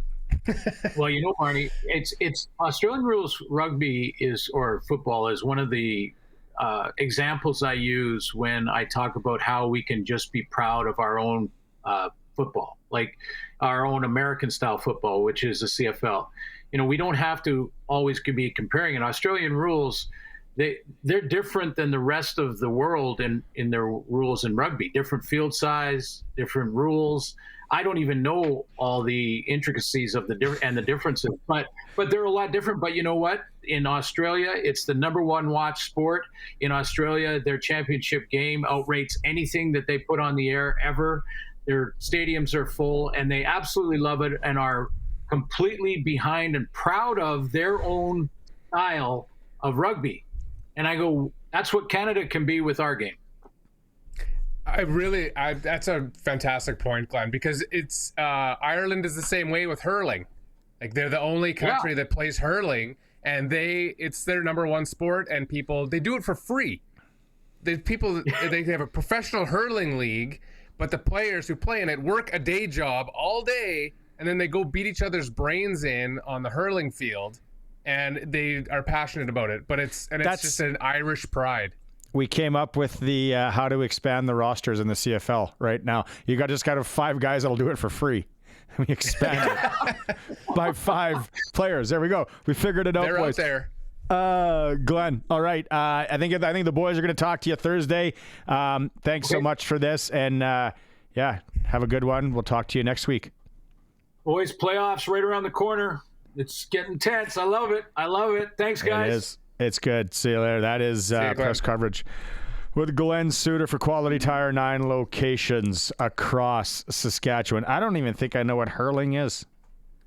It's like a combination of like rugby and cricket, and there's like a ball, there's a paddle, there's a huge net at the end. It's amazing. It's actually a really cool sport. It's badass. Like I thought you were gonna say physical. like, It's like it's lacrosse a combination between like curling and rugby. Oh yeah, no, it's like That'd be intense. like lacrosse, football. I'm checking a And a picture racket. of it right now, and I have no idea how I've never seen or heard this game. Yeah, they got like nothing it's- on for gear. It's Ireland only. That's why. Oh, this guy just caught it with his bare hands, and now he's trying to get around a guy. Yeah, they got like some sort of, they got like, it's like a lacrosse-ish Like a stick, but it's a like a paddle, because this guy racket. just, Yeah. and this guy just it's a paddle. smashed it into the stands. Are these people in the stands participating as well? No, there's I love a it. net at the end that that they're trying to hit. Oh, have you gone to a live game? No, but when we were there was like two towns were having like their championship, and the place was crazy. Like it is intense rivalries, just like kind of like English football. God, wow, look at just this. like it is unreal. And the beauty of it, like I said, is it's all amateurs. Like They just that's do it the for- difference. Yeah, they're doing it for nothing. Not even sticks and gas. They're just out Not there. even sticks and gas. I love it. Having fun. Oh, wow. Okay, let's get into this kind of some super draft in a bit. We'll take a break. If you're watching the all-new Sports Cage on the stream, sportscage.com, and we are your official home for hurling on 620 CKRM. Oh, Benny, looking sharp up there. If you're watching on the stream, you see young Benny in his, it's a nice suit. Really nice suit. You're up. You're in the Whitney Forum doing this? I am in the Whitney Forum, yeah. Legendary Whitney Forum, just looking around the banners. I did my walk around like I do each and every time I come here to see all the old pictures. It's something, if you haven't been up here to watch the game, it's something special, that's for sure. Will there be moose leg if they win tonight? Will they throw the moose leg on the ice? Yes, they will. They'll be at center ice, and the whole team will go around the center ice circle, and they'll do a little bit of a salute to their crowd, yep. Oh, Hopefully it I doesn't love happen it. tonight, though. Hopefully it doesn't happen. Wow. Yeah. Yorkton Terriers are in town. Yorkton Terriers who are now appealing the ruling about using an illegal player. Let's go into that because Harry and I were kind of joking about it earlier. It seems like it probably would be a pretty short ruling period. It's like, was this kid registered? No. Did you play him? Yes. Okay, we're done here. What grounds are they going to go on? Yeah, exactly. It's something that's clerical error, incorrect error. There's still a lot of arguments here and there right now, and I think the argument from the Terrier side is what took so long for somebody to pick up on this? What took long for maybe the league or another teams to pick up on this, and so on and so forth. So it's something that they have to do. I know the organization put out the press release. They have to defend their team and do into the appeal period. We'll see if that'll be successful or not. But it's talking to the guys even here. It's something that they think about. But that dressing room is pretty strong right now, and they've been playing some pretty good hockey here last number of weeks and for the rest of the season, or for the first part of the season here. So it's a team that's pretty strong in there. So I'm sure they won't let this bother them too much here, and they're just going to focus on tonight and go 1-0 here tonight. Have you ever heard or seen anything like this before? I've heard about it like senior hockey style, where a team tries to slide a guy in, or even minor hockey. It's like, oh no, Zachary, he lives in this town. His parents have a condo over there. But I've never seen it. Have you ever seen it in like the SJ or junior level, Benny? Not this many, maybe games. Maybe one game you might see, and they might lose that game or something like that. I think I've seen it once or twice in my over my 10 or 12 years I've been into it. But no, it doesn't happen very often. I know the carded system usually works pretty good efficiently, but sometimes there's a little bit of an error there, or some team's judgment gets there. So yeah, it's happened before, but yeah, you don't see it very often. Yeah, well, it's interesting. Go ahead, Terry. Do you think that they would be satisfied with maybe a reduction then? Like maybe one game they lose and they uphold, like, just because if it is a clerical error, or why did the league take so long, maybe they'll use the excuse like, well, maybe just one game and the fine instead of the 3. Yeah, exactly. Or you have to search in other teams you've played over the year that say maybe go in depthly of each kind of game they've played and look at their rosters to make sure they are satisfied and make sure they are registered too. So it's a lot of due diligence now, maybe for some other teams to look into it. I know they don't want to open up a big can of worms that way, but definitely interesting to see what happens. Yeah, that's exactly. Just bring in the bankers boxes. All right, we need you guys to go through every single one of these game sheets since 2010. No. So what else? What else this week here in the league are you keeping your eyes on here, Benny? Well, first off, this trip for Yorkton, like with everything going on with the situation with the last couple of days, to see how they react in this 4-game road trip. They're on 4 games in 5 nights. They're here and they're in Larange. I think Kindersley is playing some good hockey on Friday and Saturday. To see how they react, see if the Weyburn Red Wings can sustain. They've won 7 games in a row. They're the hottest team right now in the Saskatchewan Junior Hockey League, and they got 2 big tests this weekend. They play Melville on Friday, then the Melford Musk, top teams on day. So it's a big test for Weyburn as well to see what happens there. So it's a big week, and it's also last week or so for players to get showcased for the SJHL Western Canadian Showcase with Manitoba. So those rosters will be announced on November 1st. So it's a big week that way, but I'm going to see if this Weyburn Red Wings team can keep it for real, and they have a 2 big tests here coming up this weekend. Okay, our Southie Mainline Chrysler worth the drive game this weekend or this week. What are we going with? Ooh, that's a tough one right now. I'm probably going to go with that game in Weyburn, Malville at Weyburn. Two top teams right now in the Viterra division. Weyburn's the hottest team. Malville's playing some pretty good hockey as well. So I'm going to go with probably Weyburn and Malville. So short drive there from the Queen City to go down to Weyburn and maybe go to the KFC buffet there and have a quick snack before the game. Oh, right on. That's a heck of a call. Friday, and that's the night after Jeremy Roenick's event. So people will be looking for maybe some grease before the game on Friday. Okay, Benny, you look really sharp. You're putting on some kilometers this weekend. Thanks for doing this. Travel safe. Problem, guys. Appreciate it. Have a good week. Hold on. Chikai. Before I let you go, I got to ask you. So you're on the road, isn't your Melville team? Who do you guys have here in the playoffs? Yeah, I'm relying on my coaches, other coaching staff to play. We're playing Tisdale on Saturday on home turf. So actually, I'm doing only 3 games this week, and I'm going to see if I can boogie back to Melville for Saturday's game against Tisdale. So it might be a lot of kilometers. I might have to rely on some family members and maybe to pick me up along the way and take me back. So it's going to be very interesting. If you hitchhike outside of Larange, can you just video it for me, please? And then send me that whole experience. That'll be interesting. Well, we'll actually be in Kindersley on Wednesday or on Friday, so that might be definitely an interesting experience too. But yeah, that highway's awful. Don't hitchhike on that highway. Way too busy. Travel safe, Benny. See you guys. Take care. That is the SJHL report. It is for Southie Mainline Chrysler, the new king of trucks, worth the drive every time in Southie, guaranteed right now. $18,000 off select Ram 1500s in Southie, 15% off Pacificas, and $1,500 bonus cash on Jeep Grand Cherokees. And snow's going to start flying here right away, and you're going to be sitting thinking, why don't I have a 4x4 like a Jeep? Why am I driving this rear-wheel drive? Whatever. No, yeah. So thanks to Benny. He's up in Flin Flon. A lot of miles for him this week. You ever been up to Flin Flon? I have never. And I want to go and watch a game there. Last year, the playoffs. Playoffs would be good. If I was going to make that trek, it's going to be playoffs. I'm not going for Wednesday night game 32 of the season. You know what would be? I would like to know what the golfing is like up there. I heard of one course. It's a 9-holer, but it's supposed to be pretty good. They have a match play tournament there every year on Labor Day. They do a Labor Day tournament, match play tournament. Yeah. Phantom Lake, I think. Colson? Phantom Lake Golf Course.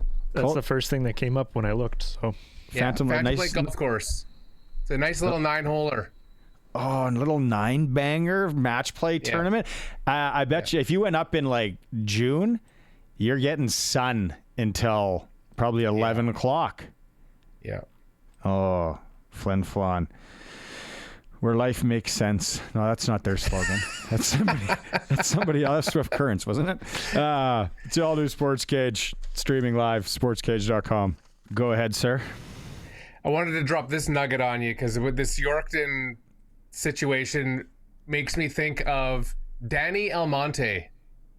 Oh, Little League World Series. Yeah. Cuba? Or no, New York.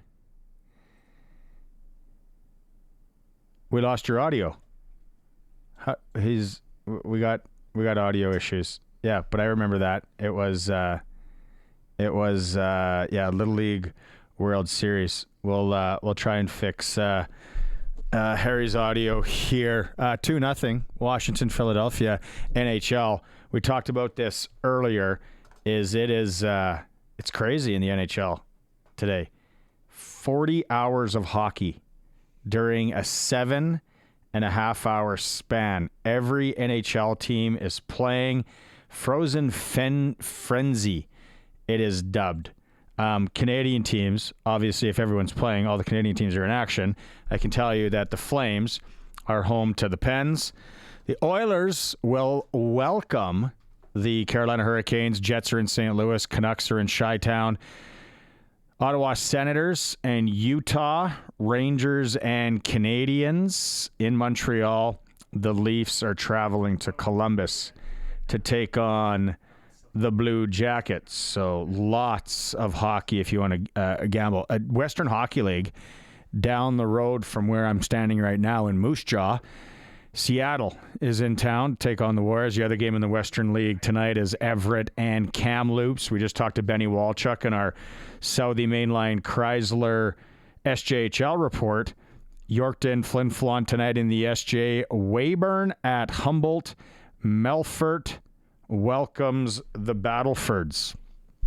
So that is your hockey rundown. Nothing but hockey this evening. Football-wise, Sunday, we're going to be talking about this for the rest of the week. Tomorrow, hoping to get one of the players on.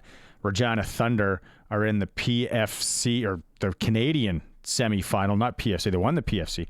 They're in the Canadian semifinal, 1 p.m. on Sunday against the Okanagan Sun. CJFL. National semifinal. We can go national junior semifinal. Semantics. 1 o'clock. Should be a packed one. I think the Maz and Dave are getting Murad on later this week. Scott said about 1,000 people in Libel, so I'm expecting hopefully we can pack that place and show the Okanagan what home field advantage is all about. The Riders taking on, Stamps was giving away those tickets. 936-6262. SaskTel picked the score. Still a few minutes to get ready or to get in on that. We need your name, number, where you're from, and also the score of the game. Marcus Sales has been awesome for the Riders this year. Today at practice, Dave had a chance to catch up with the defensive back. Marcus Sales, a very different preparation week for the final week of the regular season. You could be playing a game that determines first place in your division. You could be playing a game that doesn't amount to much in the standings. So how do you approach the week? Just like every other week. I mean, Coach preaches going 1-0, and even though we're playing a team that's not in the playoffs, we can't take them lightly. They're playing, not just for this next week, but they're playing for their jobs. They're playing for next year, and when a team's hungry like that, you can't take them lightly. So we just got to go and be prepared, just like every other week. Of course, you play for first should Montreal defeat Winnipeg here on Saturday, right before you kick off. Is it hard not to think about the outcome of that game? I mean, honestly, it's going to be something we're going to be looking out for. Because it does determine what our standings are going to look like. But at the same time, it's something we can't control. And as long as we take care of our business, hopefully the chips land the way we want them to. But at the same time, we just got to make sure we finish what we got to do. So let's get back to the job that's at hand. Do you like where your team is at right now? No, we're good. We're on the upside. We won the last couple games, and it feels good going into the playoffs on that high horse compared to where we had our little slump. So it feels good. We're back on track, and hopefully we can continue this going into the playoffs. So the bye week obviously is going to be the bye week. Did you approach it any differently being as late as it is in the season? Well, me personally, I stayed out here. I just got my body right. I was just making sure that I was going to be good going into the playoffs. I know some guys stayed out here too, probably a little bit more than previous weeks, but everybody just needed a little bit of downtime, get some time off, go see their family, and I feel like everybody's going to be locked in by the time we got all back.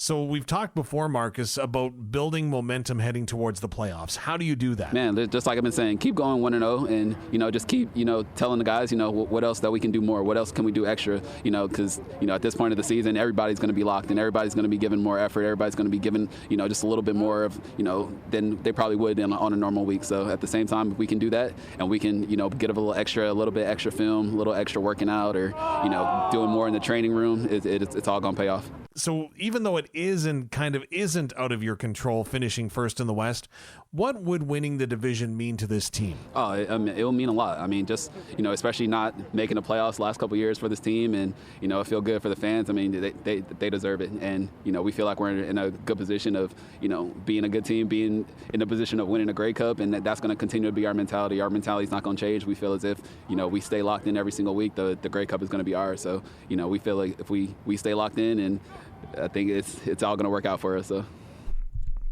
Yeah. Marcus Sales, the Riders were back on the practice field today. Coach Mace did talk. He scares us right off the start of this. He talking about a certain someone who wasn't on the field today. Coach, we come back from the bye week. No Roland Milligan Jr. on the practice field today. Can you update his status? No, he'll be fine. I think just the sniffles or something.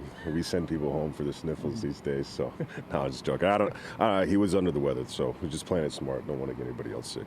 Malik Carney, who is on the 6-game injured list, was back and taking reps with the first-team defense. Is there a chance we see him this week? Yeah, just one of those things. We'll see.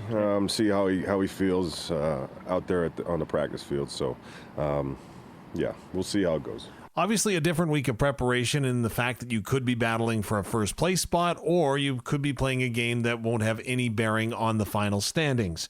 So how do you approach the week? Yeah, I just, like any week, to be honest with you, we can only control what we can, and we're trying to win a game this week. So, again, we stick to what we do and try to handle business like we try to do every week. That's the best thing we can do for this team. So that's all we can focus on. So knowing that you need Montreal to beat Winnipeg before you get to the game to play a game for first place, are you going to watch that one before you get out on the field here?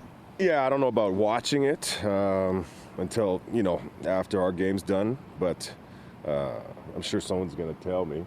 I would hope somebody tells me something. But, timing-wise, it'll be obviously pretty tight. But, it's game day. You can ask my wife. I'm a bit of a weirdo, so I'm just going to be totally dialed on what we're doing. So, yeah, I'm sure somebody will tell me that. Ask my wife. I love it. Yeah, no, scoreboard watching. That's what everybody is going to be doing on Saturday when it comes to the Riders. Hey, out there, if you have a high school football game that we should be focusing on, that's a tough one. hi@sportscage.com is the email address. We keep getting, there's some of you out there, I absolutely love it, super passionate about your teams. We want to know what games to hype up. Now, a lot of them, Harry, can you hear me? Now? Yeah. We got you? Okay. Yeah. So, in the city, we got Miller Leboldus. We're talking 6A here, old school. Miller and Leboldus Friday at 5:15. Campbell Riffle. I might actually try and get to this game, NOD style. That's at 7:30 at Mosaic. Those are the Regina 6As. And then I look across the board for 9A. Well, the other 12, the 12A, 5-a-side too. There's all Saturday games, right? Because there's so much traveling now. It's small towns. With Benny Walchuk, we heard that his Melville team's hosting Tisdale. Yeah, it's all over the map here. 6-a-side, Wynyard, Clavette. That's shaping up to be a doozy. Carrot River and Lemberg.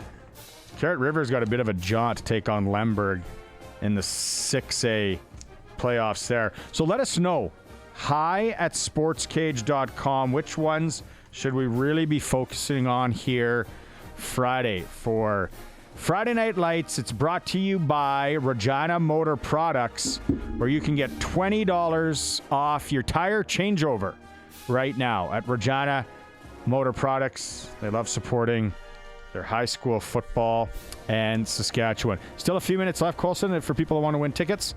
So, yeah, if you're just tuning into the program, it could be your lucky day. 936-6262. SaskTel pick the score. If you want to win a couple of tickets to the Rider game against the Stabs, need your name, number, and score, and where you're from.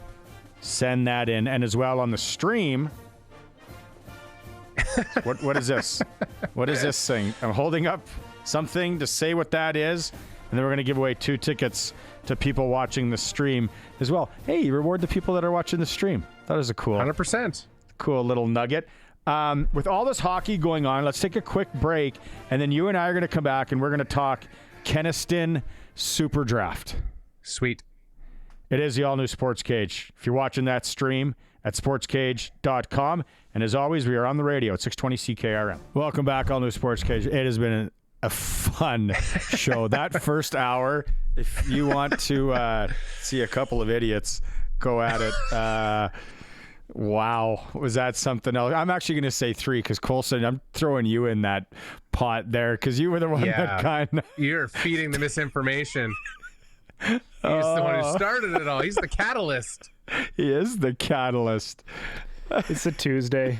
Not my best wish. Oh, it was so funny. It is one of the all-timers. I haven't laughed that hard in such a long time. We were talking about TSN when it first came on, how you, like the sports that they had on there. And if you're in our demo, you remember it was just like weird stuff. They didn't have NHL rights. They didn't have CFL rights.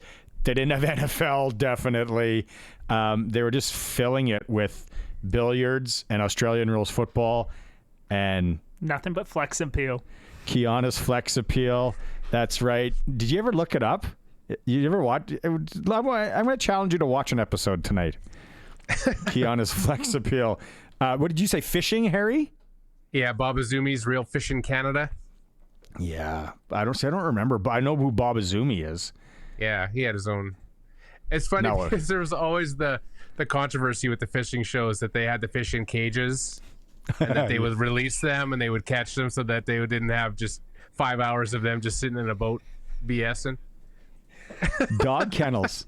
Dog kennels. We talk about it on the podcast, how guys cheat with and then they kind of dabbled in like the big thing. I think one of the big things that could be wrong here. I just remember my dad sit on the couch and just yell at the TV. But I think they first started dabbling in curling.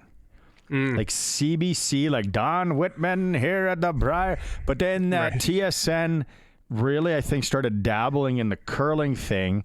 And then, they expanded it from there. But there was some weird stuff back in the day. And then we brought it up because every single NHL game you can find to watch today, and every single team is playing. Like there's the Rangers and Red Wings are on now. Washington's up on Philly. It's just all over the map. Speaking of NHL, guess Harry, who the leading scorer in the National Hockey League right now is after 5 games. I think I saw this the other day, and it's somebody super obscure that you like. I guarantee you that they are not going to be there at the end of the year. I have no idea. He's a good. Can I give you a hint? Yeah. Bread. Oh, Panarin. Yeah. Yeah. Or Temi Panarin. Obscure. He could be there. You know what? First off, I pulled a Colson. I lied. He's tied with 3 other. He's tied with 2 other guys. We don't worry about facts. Don't worry about facts. He's the leading scorer. It's all good. It's entertainment. We'll figure out the facts later. Sam Reinhart. He's tied with Sam Reinhart from Florida and Cale Makar. So the Keniston Super Draft is back. November 1st is the deadline. So that's creeping up. We got like a week here. And if you've never gone into the Keniston Super Draft, but you like hockey and following along, it's a wild ride for the season. I'm sure if you're watching the stream, this is what it looks like. You can go online and get it, KenistonSuperDraft.com, and then it has boxes of players. And then at the bottom, though, is where you have the write-ins. So that's where you kind of look at, guys that are maybe not in the leading scorer right now. Like I bet you this guy. Hold on, see if I'm wrong. Yeah. So right now, Anton Lindell for Florida, he's got 8 points. So, but he's in there. He's the 14th leading scorer in the National Hockey League right now. He is not in the box for Florida. So you could write him on the bottom. He could be one of your write-ins. Regardless, you got to pick 32 players. Now, who are the where's my pen here? Who are the autos while you're on the program with us today? So obviously we let Jamarcus Hardrick last week pick our first guy, and he's no dummy. He says Connor McDavid. Good pick. And then it was yesterday where RP said his next guy, Nikita Kucherov. Not a bad play as well. Who should be our third pick, Harry? Who's the guy that's just auto going to get points? I would say either McKinnon or Eichel.